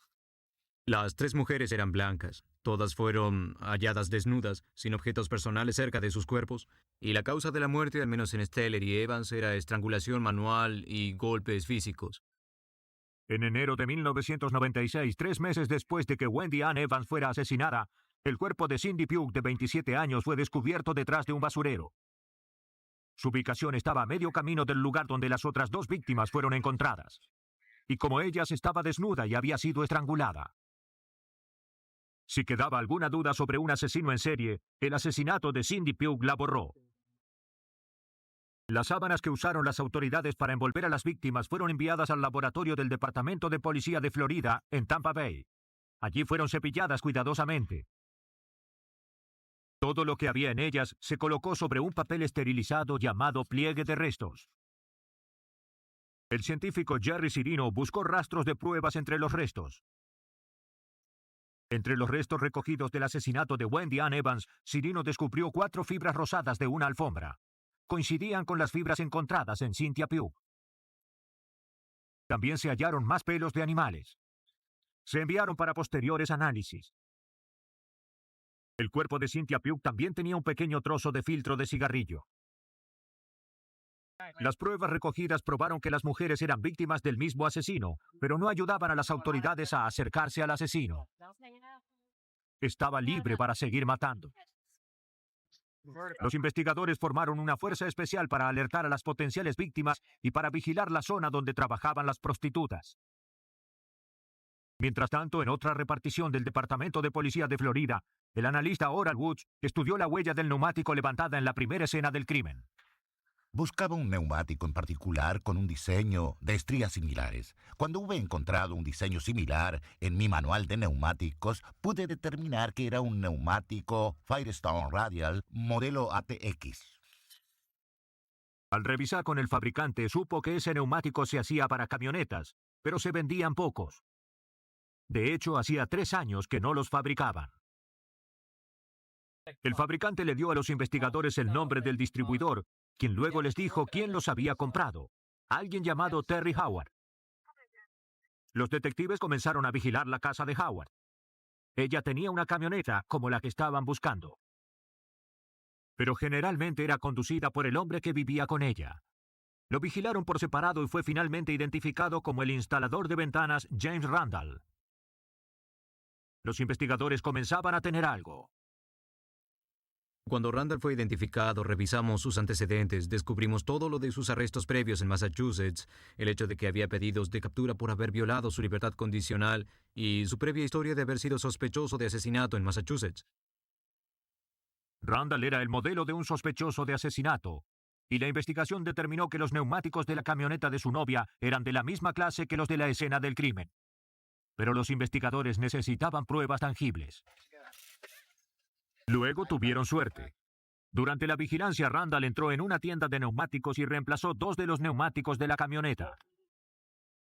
La policía obtuvo las anteriores del distribuidor, pero no era suficiente. El experto en neumáticos necesitaba las 4 para compararlas con el molde de la escena del crimen. Los investigadores tenían un plan. Primero compraron un nuevo juego de neumáticos para cambiárselos a la camioneta de Randall. Le dijimos al gerente de la tienda de neumáticos que se comunicara con Terry Joe Howard y le dijera que los 2 neumáticos que había colocado en su camioneta estaban defectuosos y que si traía su camioneta, él le daría 4 neumáticos nuevos. Hola, soy Terry Howard. No podría haber llegado más rápido. Ella llegó, cambió los neumáticos y ahora nosotros teníamos los 4 neumáticos. El experto en neumáticos determinó que uno de los mismos en la camioneta de Randall coincidía con la huella dejada en el lugar del asesinato de Wendy Ann Evans. No solo el diseño de fábrica era el mismo, sino que los cortes, el desgaste y los raspones eran iguales. Como una huella digital, estas características son únicas en cada neumático. Eso probó que la camioneta estuvo allí, pero no significaba necesariamente que estuviera allí en el momento del asesinato. Randall podría haber conducido por allí días o solo minutos antes de que ocurriera el crimen. Los investigadores necesitaban evidencias. Necesitaban pruebas físicas que lo relacionaran directamente con las víctimas. Pero aún no tenían lo suficiente para conseguir una orden para registrar su casa. Los pelos de animal encontrados en los cuerpos de Wendy Ann Evans y Cynthia Pugh eran pelos de perro. La novia de Randall, Terry Joe Howard, tenía un perro. Los investigadores necesitaban muestras de su piel para compararlas. ¿Pero cómo? Pensamos en usar una sargento mujer y a una de nuestras detectives para simular que se dedicaban a asear perros. Hicieron panfletos para entregar y pegar en los postes del vecindario. Incluyeron un número de teléfono y avisaron que irían de puerta en puerta ofreciendo sus servicios de aseo. Para hacer el truco legal, la policía tuvo que ofrecerles el mismo servicio a todos los del vecindario. Afortunadamente, nadie más solicitó sus servicios. Pasen. Llegaron a la casa de Terry Joe Howard mientras James Randall estaba trabajando. Llevémoslo afuera. Terry Joe las hizo pasar. Lo haremos justo enfrente. De acuerdo, bien, necesita un baño. Las cosas salieron mejor de lo esperado. En el piso había una alfombra color malva, la posible fuente de las fibras halladas en los 2 cuerpos. Las oficiales lavaron al perro. Utilizaron toallas esterilizadas para secarlo y juntar muestras. El análisis de los pelos del perro indicó que coincidían con los de las escenas de los crímenes. Ahora los detectives tenían los neumáticos y el pelo del perro para relacionar a James Randall con los asesinatos. Recibí una llamada de Peter McDonald. Pero los investigadores no creían tener motivos para un arresto. Los 4 neumáticos del vehículo. Los neumáticos que le dimos... Era hora de colocar la bola en el hoyo. Al dejar Florida, Randall estaba violando su libertad condicional en Massachusetts. Eso va a servir. Bien. Bien. Te llamaré luego. Bien. El 26 de junio de 1996, 8 meses después del primer asesinato, la policía del condado de Pinellas fue a arrestar a Randall para que las autoridades pudieran vigilarlo mientras armaban su caso de homicidio. Pero no fue tan sencillo. Al ver a los policías, Randall escapó. Condujo por el vecindario antes de abandonar su camioneta y continuó a pie. Pudo trepar por una cerca y desaparecer en una densa zona boscosa. Las autoridades organizaron una búsqueda masiva, pero Randall los eludió. Los investigadores confiaban en que intentaría hacer contacto con su novia. Y nos preguntamos si oyó algo o sabe algo. Creo que leí algo, sí. Fueron a la casa de Terry Joe Howard para ver qué tanto sabía de los crímenes. Yo estaba fuera de la ciudad. Era la primera vez que la contactaban directamente. Cuando la policía le informó de los antecedentes criminales de Randall y le dijo que él era un sospechoso, ella colaboró completamente. Rastreamos la zona para ver si había novedades. También lo hizo su perro. Una de las cosas que descubrieron fue que el perro de Jerry Joe Howard siempre tosía y escupía, y cada vez que lo hacía aparecían trozos de papel. Luego descubrimos que a este perro le gustaba comer colillas de cigarrillos del cenicero. Los investigadores recordaron que un pequeño trozo de papel de filtro de un cigarrillo había sido encontrado en el cuerpo de Cynthia Pugh. No lo sé. Terry le dijo a la policía que ella era quien fumaba. Aceptó dar una muestra sanguínea para que su ADN se comparara con el papel encontrado en la escena del crimen. De acuerdo, bien. También le permitió a los investigadores que se llevaran su alfombra para ser analizada. La alfombra fue analizada y resultó que contenía varias clases de fibras. Con la alfombra a su entera disposición, Jerry Cirino pudo obtener un cuadro forense más completo. Comparó la alfombra con las fibras de las víctimas Pugh y Evans. Pude determinar que las fibras podían provenir de esta alfombra en particular. Si no venían de esta alfombra en particular, provenían de una alfombra que tenía las mismas características y con la que seguramente tomaron contacto Cynthia Pugh y Wendy Evans. En el lenguaje del análisis forense de fibras, eso se considera lo más cercano a una coincidencia exacta. Pero fue el ADN lo que concluyó el caso. Se relacionó el trozo de papel hallado en Cynthia Pugh con los cigarrillos de la casa de Jerry Joe Howard y el sospechoso James Randall. Randall regresó a la casa 4 días después de haber huido. Pero cuando vio a los detectives, volvió a escapar. ¡Quédese allí! Pero esta vez no lo logró. ¡Quédese allí! ¡Quieto! Los investigadores creen que mientras Terry Joe Howard estaba fuera de la ciudad, él recogía prostitutas, las llevaba a su casa y luego las mataba. Pero Randall era cuidadoso. Excepto por el trozo de papel de cigarrillo, no dejó ADN en sus víctimas. No tenía que hacerlo. En abril de 1997, basándose en pruebas forenses, James Randall fue acusado de asesinato en segundo grado por la muerte de Wendy Ann Evans y Cynthia Pugh. Le dieron 2 cadenas perpetuas. Algunos asesinos escogen un lugar remoto, otros manipulan un lugar para ocultar su presencia, y algunos se esfuerzan mucho para no dejar rastros. Al final no importa. Si el asesino estuvo allí, los forenses encontrarán algo que haya dejado en el lugar de los hechos. Hoy presentamos Muerte Invisible.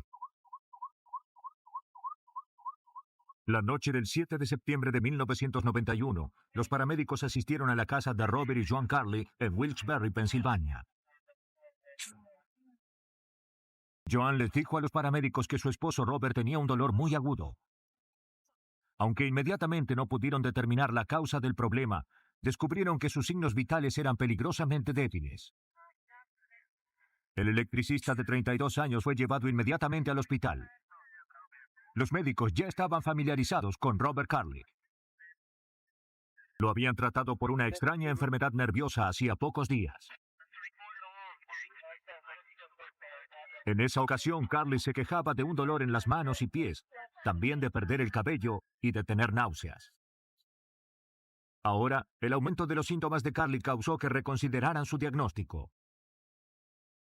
Los neurólogos del hospital ordenaron nuevas pruebas, esta vez por exposición a químicos tóxicos.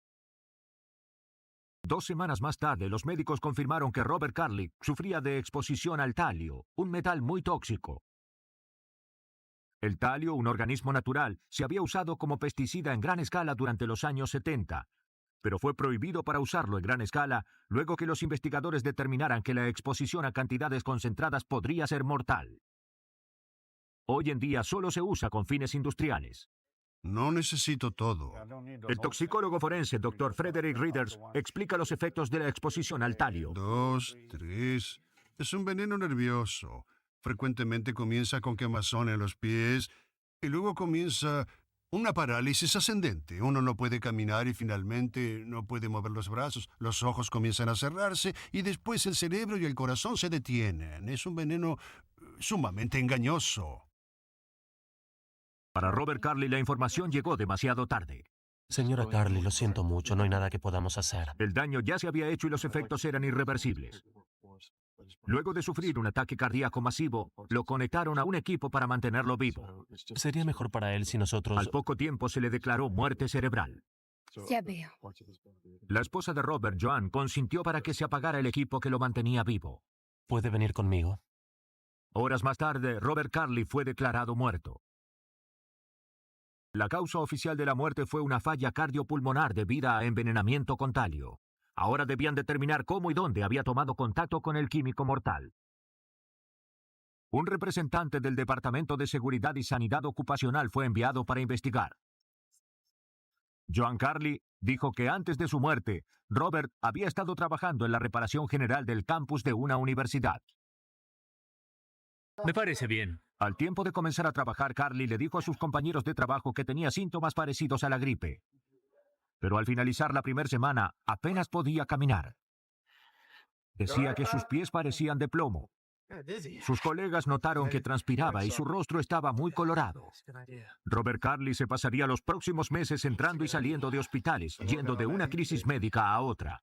Tal vez debas tomar algo o comer algo. Fue un día muy largo. Sí, ¿quieres algo? En el lugar en donde trabajaba Robert Carley había un laboratorio de química y cuartos donde los químicos eran almacenados, incluyendo 5 contenedores de sales de talio. Los investigadores comenzaron un exhaustivo examen del laboratorio de química. Debían identificar la causa y sacarla de allí antes que otros se lastimaran.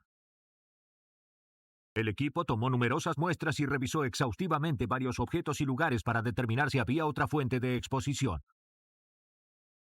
No encontraron nada. No había signos de derrame en ninguno de los contenedores. Se enteraron de que Carley tenía un armario en su garage que había traído del laboratorio de química de la universidad. Registraron su casa, pero no hallaron rastros de talio en el armario. Sin razones para explicar la muerte de su esposo, Joan Carley se contactó con un toxicólogo del hospital. Está bien, creo que será suficiente. Temía que ella y su hija pudieran haber estado expuestas. Pidió que las examinaran para saber si tenían talio.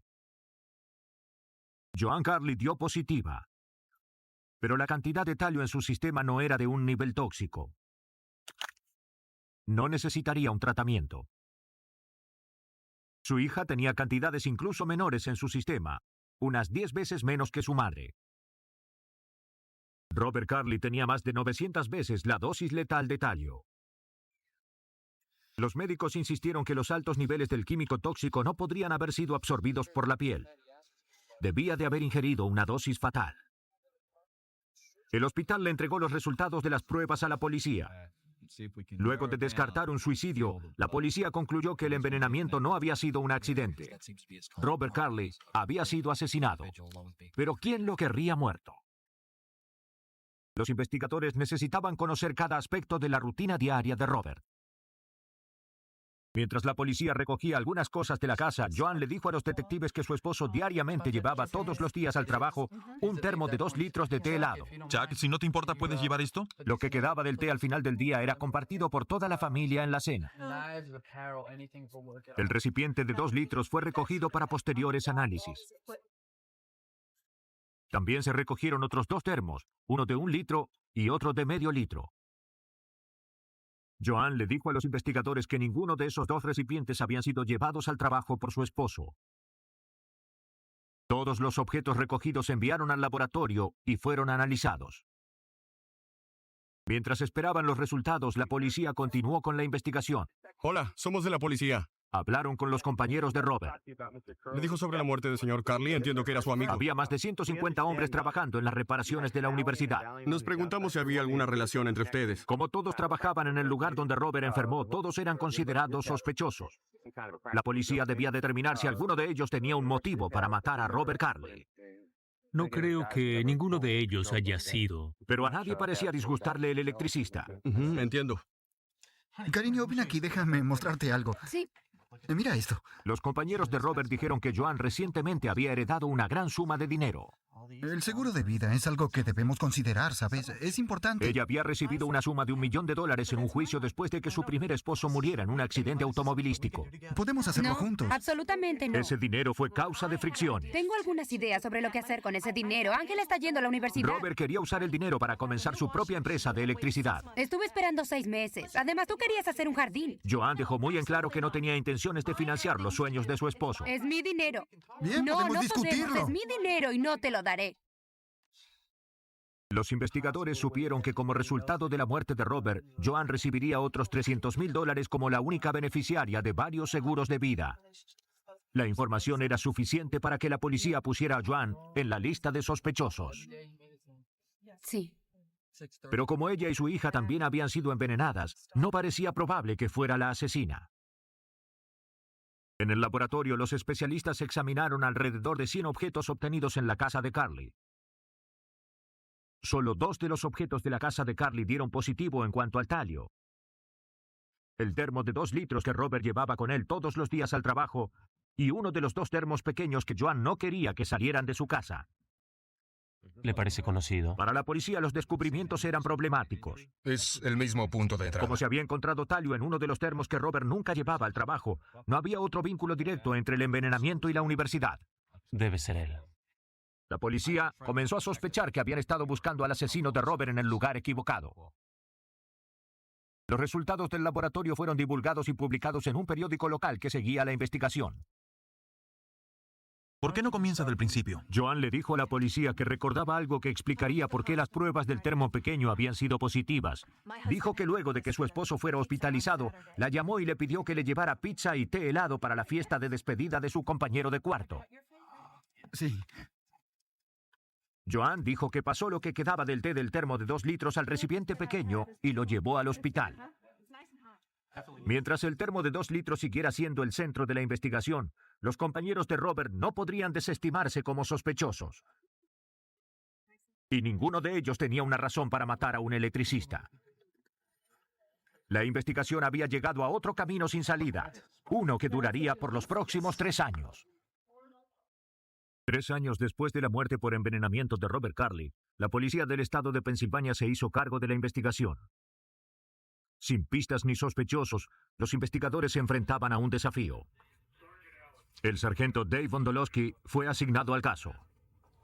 El primer paso que di fue decidir que comenzaríamos nuevamente de cero, justo en el principio, como si el crimen hubiera ocurrido ayer. Los investigadores comenzaron con los hallazgos forenses. La autopsia original no había determinado cuándo ni cuán a menudo la víctima había ingerido talio. Los investigadores temían que las respuestas que necesitaran se hubieran ido a la tumba con Robert Carly. El 23 de agosto de 1994, el cuerpo de Robert Carly fue exhumado para ser estudiado. Se tomaron cabellos y uñas del cuerpo. Las muestras de cabello se examinaron utilizando un instrumento calentador de absorción nuclear. Ahora eso se calentará. En esta prueba se coloca una muestra en un tubo de grafito y se calienta al punto de la evaporación. El tubo se ilumina con una luz. La cantidad de energía absorbida por el vapor determina si contiene talio y en qué cantidad. Las muestras del cabello de Robert Carly contaban una historia muy especial. Robert Carly había comenzado a ingerir talio mucho antes de ir a trabajar a la universidad. Había sido lenta y metódicamente envenenado hasta la muerte. Luego, una última dosis masiva le fue administrada cerca del momento en que fue hospitalizado. La única persona con motivo y acceso era Joan Carly. Los investigadores estudiaron las primeras declaraciones de Joan. Les interesó la que decía que le había llevado pizza y té en un termo de medio litro a Robert y a su compañero de cuarto días antes de la muerte de Robert. Los investigadores le preguntaron a su compañero de cuarto, Richard Bonin. Tengo que hacerle unas preguntas. Él les dio una historia muy diferente a la que había contado Joan unos años antes. ¡Sorpresa! ¿Y eso? De acuerdo a Bonin, ni él ni Robert le habían pedido a Joan que le llevara comida o bebidas. Bien, aquí tienes. Tampoco celebraron la despedida de Bonin, la que no tuvo lugar hasta los 2 días siguientes. Esa noche, de acuerdo a su compañero de cuarto, la condición de Carly empeoró considerablemente. Gritaba de dolor. Bonin pidió ayuda. Creo que se debe investigar. Richard Bonin recordaba que Joan había llevado el té helado en un termo de 2 litros. Muy bien, se lo agradezco mucho. La policía creyó que Joan le había dado la dosis fatal a su esposo mientras los médicos intentaban en vano salvarle la vida. Hola, John. El 12 de diciembre de 1996, Joan Carly fue arrestada y acusada de homicidio en primer grado. Como un acuerdo de reducción de pena, Joan confesó. A los meses de haberse casado con Robert, se dio cuenta de que su matrimonio había sido un error. El divorcio era una alternativa, pero el pensar en el seguro de vida de su esposo la tentaba. El frasco viejo de veneno para ratas que encontró en el sótano parecía ser la solución. Podría deshacerse de su esposo y recibir $300,000 a cambio. Joan envenenaba el té helado de Robert Carly todos los días. Para disipar sospechas, le administró una dosis inofensiva a su hija y ella tomó otra. Por un tiempo su estrategia y tácticas de distracción funcionaron. Joan Carly eludió a la policía por más de 5 años. Joan Carly fue sentenciada a una condena de 10 a 20 años de prisión en la Penitenciaría Estatal de Pensilvania. En este caso, los nombres de las víctimas y del asesino fueron cambiados. El 30 de enero de 1985, el oficial de policía Walter Wallace acudió al Hospital General Memorial. Como veterano del Departamento de Policía de Roselle, Nueva Jersey, frecuentemente respondía a emergencias médicas. Pero esta llamada era personal. Señor Wallace. El médico le informó a Wallace que su esposa Beth había sufrido un colapso y un acceso. ¿Está tomando medicación? Wallace estaba aturdido. Cuando había salido esa mañana hacia el trabajo, su esposa estaba bien. Está muy mal. ¿No tomó nada? Beth no tenía antecedentes de accesos y aunque tenía problemas de peso, había estado relativamente en buena salud. Como los signos vitales de Beth disminuían rápidamente, los médicos le dieron al oficial pocas esperanzas. No está tomando nada. ¿Está haciendo dieta? No había explicación a sus síntomas. ¿Hay antecedentes de ataques cardíacos? ¿Toma medicación? 3 horas más tarde, Beth Wallace moría. Cuando llegó la trajimos inmediatamente. ¿Cómo sabe si valía la pena? Beth y Walter habían estado casados durante 24 años y tenían 3 hijos. La madre de Beth, Rose Parker, vivía con ellos cuando ocurrió la tragedia. Debido a la súbita y repentina muerte de Beth Wallace, el médico solicitó una autopsia. La causa de la muerte se determinó como paro cardíaco. Un mes después, la tragedia volvió a golpear la casa Wallace. Rose Parker sufrió un ataque cardíaco. Los paramédicos trabajaron arduamente para estabilizarla y rápidamente la llevaron al hospital. Pero era demasiado tarde. Poco después de llegar, Rose Parker murió. En la oficina de la Fiscalía del Condado, los investigadores se enteraron de las muertes mediante el abogado de Rose Parker. El año pasado perdí... El hecho de que 2 mujeres saludables murieran repentinamente y con un mes de diferencia levantó sospechas. Es un oficial de policía. Les pidió a los investigadores que vigilaran a Walter Wallace. Se los agradecería. El asistente del fiscal, Richard Rothbard, siguió esta información.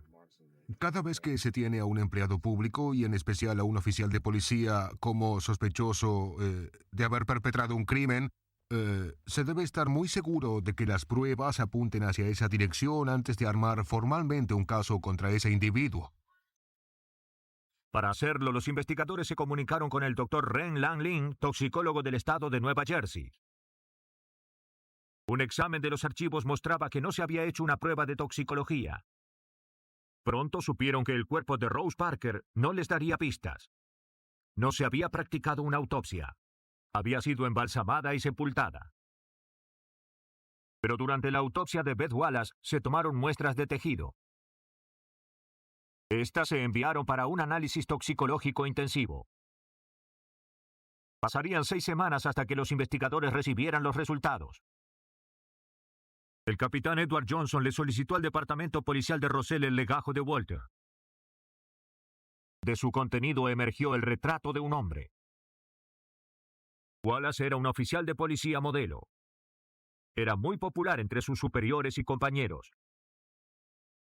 Nada en su legajo era poco común o levantaba sospechas. El capitán Johnson leyó el legajo en su totalidad, incluyendo los documentos de su retiro del ejército. Decía que había ganado varias medallas importantes y realizado muchas operaciones de combate en Vietnam. Por alguna razón, no recuerdo exactamente por qué fue, yo estaba mirándolo y me sorprendieron sus antecedentes. Había algo en la 214 que no parecía correcto. Johnson se comunicó con el ejército de los Estados Unidos para verificar sus antecedentes. Su sospecha fue confirmada. Nunca ganó ninguna de esas medallas, nunca estuvo en las fuerzas especiales. De hecho, no podemos verificar los servicios de este hombre en el extranjero. Así que el 214 que estaba en la policía era una falsificación. Walter Wallace era un mentiroso, pero ¿era capaz de asesinar? Para averiguarlo, los investigadores debían hablar con las personas que más lo conocían, sus compañeros oficiales. Hola Jeff, ¿tienes ese expediente? Los investigadores hicieron una visita de bajo perfil al departamento de policía de Russell mientras Wallace no estaba en servicio. Te lo devolveré en un par de días, ¿de acuerdo? No esperaban que los colegas de Wallace fueran amigables, pero un oficial los sorprendió. De acuerdo al oficial, había algo confuso en la condición marital de Walter. Lo sé, en diciembre me llegó un informe. Sospechaba que Walter se había casado con una mujer llamada Jacqueline Dale mientras aún estaba casado con Beth. Los investigadores se preguntaron, ¿Walter estaba legalmente divorciado o llevaba una doble vida? 2 días. De acuerdo. Mediante los amigos de Beth, los investigadores supieron que Walter estaba mucho tiempo fuera de su casa. Le dijo a Beth que estaba tratándose en un hospital de veteranos por exposición al agente naranja, un herbicida usado en Vietnam para destruir la vegetación. Y por eso, a veces por una semana o más, podría irse o podía irse por toda la semana. Ya no lo vería ni oiría de él y ya no podía hablar con él porque la guardia, él se encuentra en el hospital, no tiene teléfono. Él era muy bueno para este tipo de engaños, realmente. Los investigadores viajaron hasta Elizabeth, Nueva Jersey, para interrogar a la otra esposa de Wallace. Siéntese. Gracias. Jacqueline Dale confirmó que ella y Walter se habían casado el 2 de noviembre de 1984, 3 meses antes de la muerte de Beth Wallace. Nunca los vi. Ella dijo que Walter se había divorciado de su esposa el verano anterior. Walter le había mostrado los documentos del divorcio cuando había terminado, y ambos celebraron. ¿Ahora es oficial? Sí. Estoy muy contenta. Los investigadores encontraron el acta de divorcio entre los documentos que les había dado el abogado de Rose Parker. Este juicio es erróneo. Numerosas irregularidades les hicieron cuestionar su validez. Y no es del tipo legal. Los investigadores buscaron el acta original de divorcio en la corte del condado. Bien, aquí está. No había registros bajo el nombre de Wallace. M177. Luego buscaron por el número de caso, solo para descubrir que pertenecía al divorcio de otra persona. Wallace. El caso claramente decía Martin contra Martin, no Wallace contra Wallace. Está por aquí. La policía pensó que Wallace utilizó su placa para conseguir el acta de divorcio. Bien, aquí lo tenemos. Walter alteró los documentos para obtener una licencia de matrimonio con Jacqueline.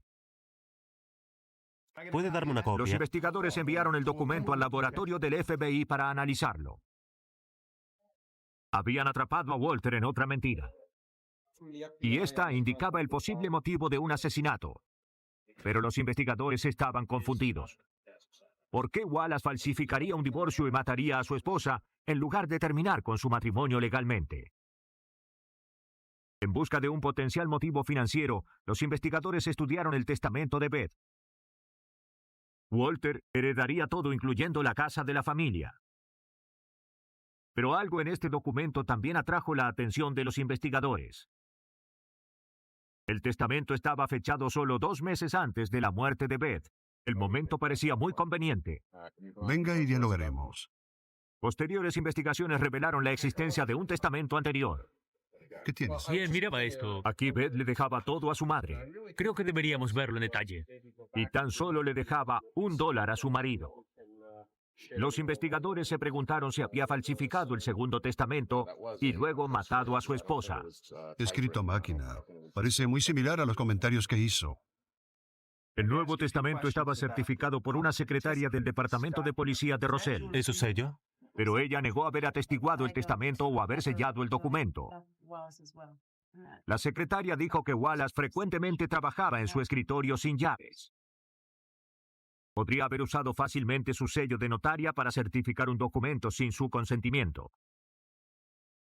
Los investigadores tenían un caso circunstancial contra Walter Wallace, pero debían probar que ese documento lo conducía al asesinato. Los investigadores de Roselle, Nueva Jersey, sospecharon que el oficial Walter Wallace era responsable de la muerte de su esposa Beth. Ahora esperaban reforzar su caso circunstancial con evidencias tangibles de que la había envenenado. Durante 4 meses en el caso, el Laboratorio Estatal de Nueva Jersey revisó los resultados de un estudio toxicológico general de la sangre, tejidos y orina de Beth. Debido a que las pruebas para buscar drogas ilegales y alcohol dieron negativas, los técnicos del laboratorio fueron más lejos. Sometieron las muestras a una batería de pruebas para incluir drogas recetadas, metales tóxicos y un número de toxinas ingeribles. Sin embargo, no encontraron nada para explicar la muerte de Beth. Pero aún debían analizar un asesino engañoso en particular: cianuro. Las muestras de la víctima se colocaron en tubos de ensayo. Luego se les agregó un reactivo de color. En contacto con el cianuro, ocurre una reacción. Finalmente, la muestra se tornó púrpura oscura. Beth Wallace tenía cianuro en su sistema cuando murió. Para determinar la cantidad de veneno, la muestra se estudió con un espectrofotómetro. Una dosis letal de cianuro es de unos 2.5 miligramos por litro. Los resultados demostraron que Beth Wallace tenía casi el doble en la sangre y más del triple en el vaso. El próximo movimiento de los detectives era relacionar a Wallace con el cianuro. Todos los detectives que teníamos en la unidad de homicidios salieron a golpear puertas en las fábricas del distrito que hay en Roselle. Fuimos a todas. Se trata de suponer si tienen cianuro o no y preguntar: ¿tiene cianuro? ¿Se le perdió? ¿Alguien vino a buscarlo? Si se moja, asegúrese de lavarse las manos. La encuesta funcionó. Un empleado de una fábrica de enchapados reveló que Wallace había comprado cianuro de potasio. ¿Servirá esto? Eso me servirá. El oficial le dijo que necesitaba un producto químico para quitar el número de serie de un revólver. El 18 de junio de 1985, Walter Wallace llegó a la estación de policía y se le comunicó que se presentara en la oficina del principal. ¿Walter Wallace? Allí lo pusieron bajo arresto y lo condujeron hasta la cárcel. Beth Wallace tiene derecho a guardar silencio. Se consiguió una orden para registrar la residencia de Wallace. Tiene derecho a hablar con un abogado y que esté presente con usted. Bien, muchachos, esta es la situación. Tenemos al jurado. La oficina del fiscal consiguió la ayuda de un equipo de narcóticos. Buscamos cianuro. Tenemos... Debido a la naturaleza de sus trabajos, los miembros del equipo se especializaban en realizar búsquedas meticulosas. La policía recogió más de 100 objetos de la casa de Wallace. Capitán, encontré esto. Una máquina de escribir estaba oculta tras el sillón. En un cajón se hallaron documentos legales, incluyendo el acta original del divorcio de Martin. Arriba, el equipo de narcóticos encontró una puerta que conducía al ático.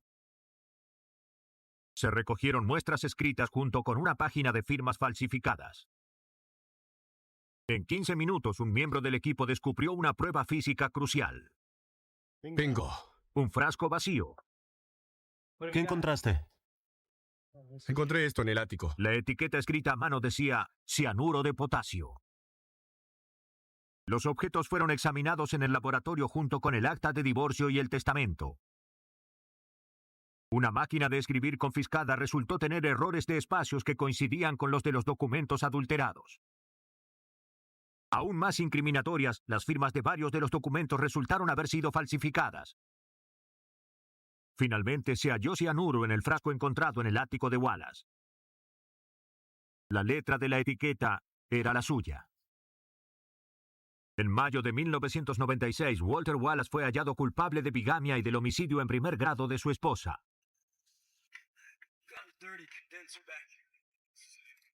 La policía dedujo que la doble vida de Walter Wallace se estaba complicando demasiado. En vez de iniciar un divorcio, Walter Wallace eligió el asesinato. 2 semanas sin un refrigerador que funcione. ¿No tienes consideración? Pero este intento de financiar una nueva vida a costa de su esposa fue su ruina. Le pedí que guardara mi comida en su refrigerador. Wallace fue sentenciado a pasar de 30 años en prisión a cadena perpetua. Nunca fue acusado o enjuiciado por el asesinato de su suegra, Rose Parker, debido a falta de evidencias. En este caso, los nombres de la víctima y del asesino han sido cambiados. No sé qué sucede. El 17 de julio de 1991, Dana Jacobs despertó y descubrió que su esposo Larry estaba muy enfermo. Esto te hará bien. Parecía haber comido algo en mal estado. Tenía un intenso dolor estomacal, vómitos y diarrea. ¿Cómo está tu estómago? Como su condición no había mejorado en la mañana, ella decidió llevarlo a la sala de emergencias. ¡Hola! Se detuvo en casa de sus vecinos para dejar a sus hijos. John, debo llevar nuevamente a Larry al hospital. John Valiant se preocupó. Sí, los cuidaremos, tranquila. Larry había entrado y salido del hospital por semanas con problemas gastrointestinales. Si necesitas algo, dímelo, por favor. Vamos adentro. Jacobs fue internado en un hospital de Louisville, Kentucky. Los médicos le administraron suero para evitar que se deshidratara. Tenían de qué preocuparse. Aunque tenía los síntomas típicos de haberse intoxicado con comida, no respondía al tratamiento. Hola. Al día siguiente, Dana llamó a John Valiant con trágicas noticias. Su esposo Larry había muerto. Le pidió que no le dijera nada a los niños hasta que ella pudiera hablar con ellos. Se realizó una autopsia con el consentimiento de Dana. Los médicos querían saber qué había matado al saludable hombre de 41 años. Aparentemente, Jacobs había sufrido un ataque cardíaco. Sin embargo, no había indicios de una enfermedad coronaria o de la causa del ataque. Su súbita muerte se consideró un misterio. El lunes por la mañana, John Valiant le relató los tristes eventos de la semana a sus colegas en la oficina de la Asociación de Abogados. Ella vino de noche y se llevó a los niños. Hola, John, ¿cómo estás? Al poco tiempo, Valiant recibió intrigantes noticias de un colega abogado. Oh, no, es terrible. Su cuñado tenía una compañía química. Dana Jacobs había sido una cliente reciente. ¿Cómo estás? Bien, ¿cómo estás hoy? Muy bien. De hecho, ella fue el día anterior a que su esposo enfermara. Compró un químico llamado colquicina. ¿Cuánto cuesta? El cheque fue rechazado. Su cuñado solo recordaba la compra porque el cheque de Dana no tenía fondos. ¿Y su cuñado lo llamó para quejarse porque su cheque había sido rechazado? Él pensó que era una coincidencia que los dos sucesos involucraran a la misma familia. Valiant estudió el químico. Descubrió que la colquicina en pequeñas dosis se usa para tratar la gota. Cantidades mayores podrían ser fatales. Se comunicó con Barbara Weekly Jones, médica forense de Kentucky. Hay una línea delgada entre los niveles terapéuticos con que se trata la artritis gótica y los niveles de la droga que pueden causar efectos colaterales.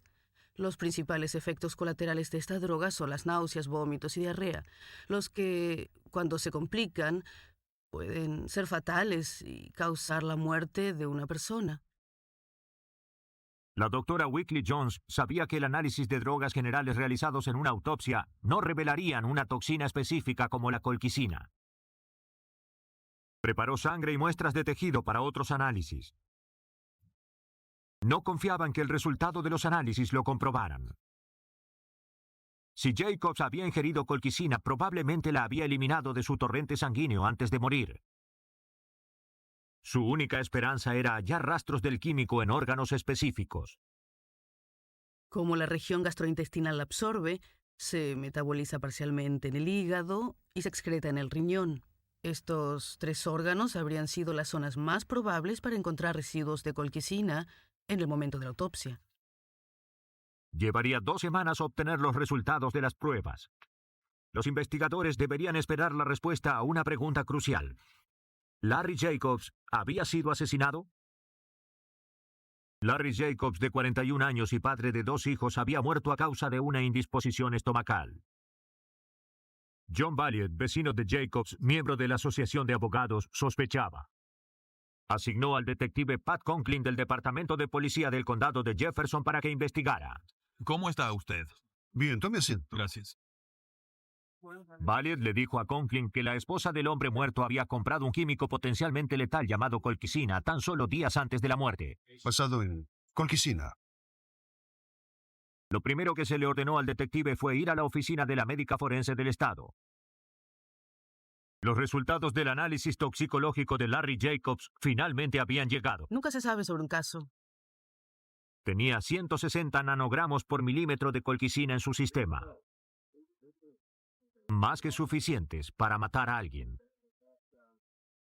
Siéntese. Gracias. Era hora de confrontar a Dana Jacobs. Jacobs, tengo un par de preguntas que quiero hacerle. Primero debo informarle que... Pero los investigadores se sorprendieron por la manera en que los recibió. Nos invitó a pasar. No había señales de ningún problema.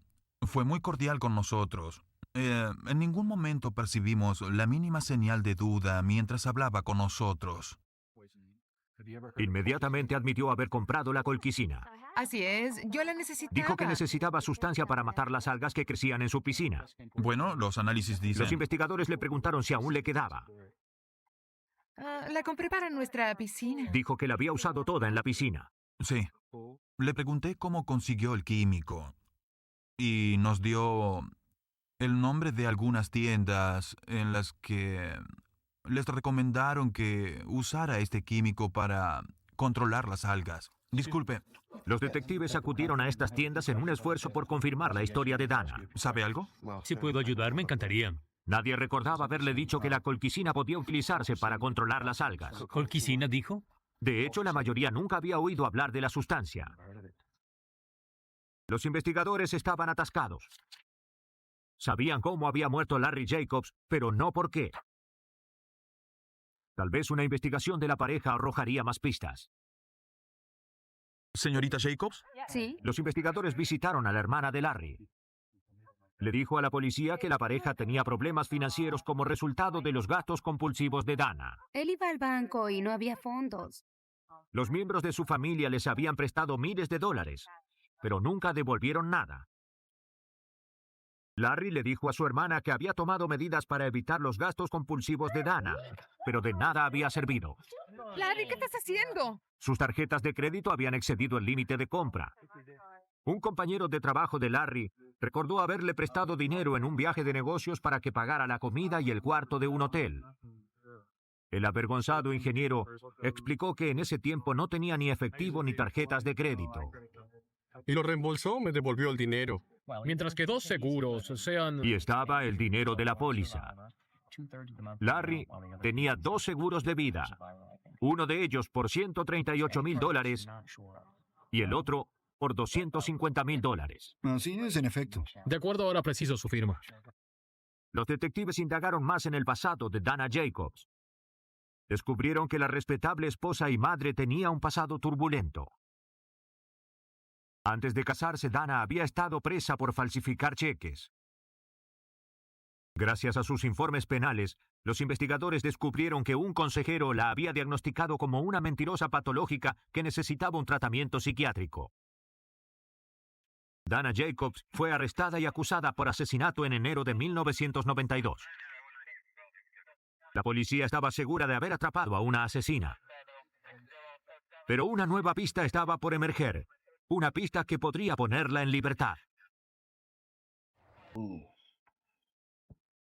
5 meses después de la muerte de Larry Jacobs, su viuda Dana fue acusada de asesinato. Debo hacer algo. Ya no puedo soportarlo. Libre bajo fianza, Dana regresó a su casa con sus hijos. Solo semanas antes del juicio, ella hizo un hallazgo que podría exonerarla. Dime, ¿qué tienes allí? Una nota de suicidio de su esposo. ¿Es una carta de papá?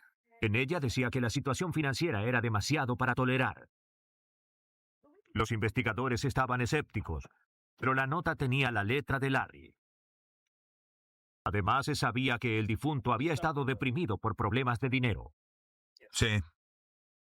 Con sus antecedentes como ingeniero químico, era posible que se familiarizara con la colquicina y que la hubiera utilizado para acabar con su vida. Sí. La nota suicida se la entregó a Steven Slater, un experto en documentos. Lo primero que notó fue que se habían utilizado diferentes bolígrafos. Había un párrafo o una oración con un trazo muy delgado, escrito con un instrumento de punta fina, y luego aparecía un instrumento mediano o ancho y otra palabra o dos o tres, y luego lo mismo. Fue rápidamente aparente que la nota había sido creada cortando y pegando palabras y frases de los escritos de Larry Jacobs. Luego de haberla pegado, un estudio minucioso de la nota demostró que primero la había copiado, pasándola a través de una máquina de fax para producir una copia. En los 5 meses y medio que siguieron a la muerte de su marido, Dana Jacobs había gastado cerca de $200,000, la mitad del dinero que había cobrado por el seguro. Una de sus primeras compras había sido un fax. La nota suicida que falsificó era su último y desesperado intento por desorientar a las autoridades. Otra prueba incriminatoria fue otorgada por la hija de John Valiant. Sé cómo lo hizo. No puedo creerlo. No, papá, es cierto. Sé cómo lo hizo. Sarah Valiant testificó que vio a Dana Jacobs rellenando cápsulas vacías con un polvo blanco. ¿Puedo? ¿Sí? La señora Jacobs le dijo a la niña que estaba haciendo vitaminas para colocarlas en la comida de su padre. Bueno, ¿podemos ir? Sí, por supuesto. Adiós. Le explicó que era la única manera de que él tomara las vitaminas. La policía supuso que Dana Jacobs utilizó una rutina familiar para envenenar a su esposo. El 23 de noviembre de 1992, Dana Jacobs fue hallada culpable de homicidio en primer grado. Fue sentenciada a 28 años de prisión. Letal pero invisible, el veneno les ha permitido históricamente a los asesinos golpear sin temor a represalias. Pero invisible ya no significa indetectable. Gracias al avance de la ciencia forense, los detectives tienen nuevas herramientas para atrapar al asesino y resolver el misterio que hay detrás de una muerte invisible.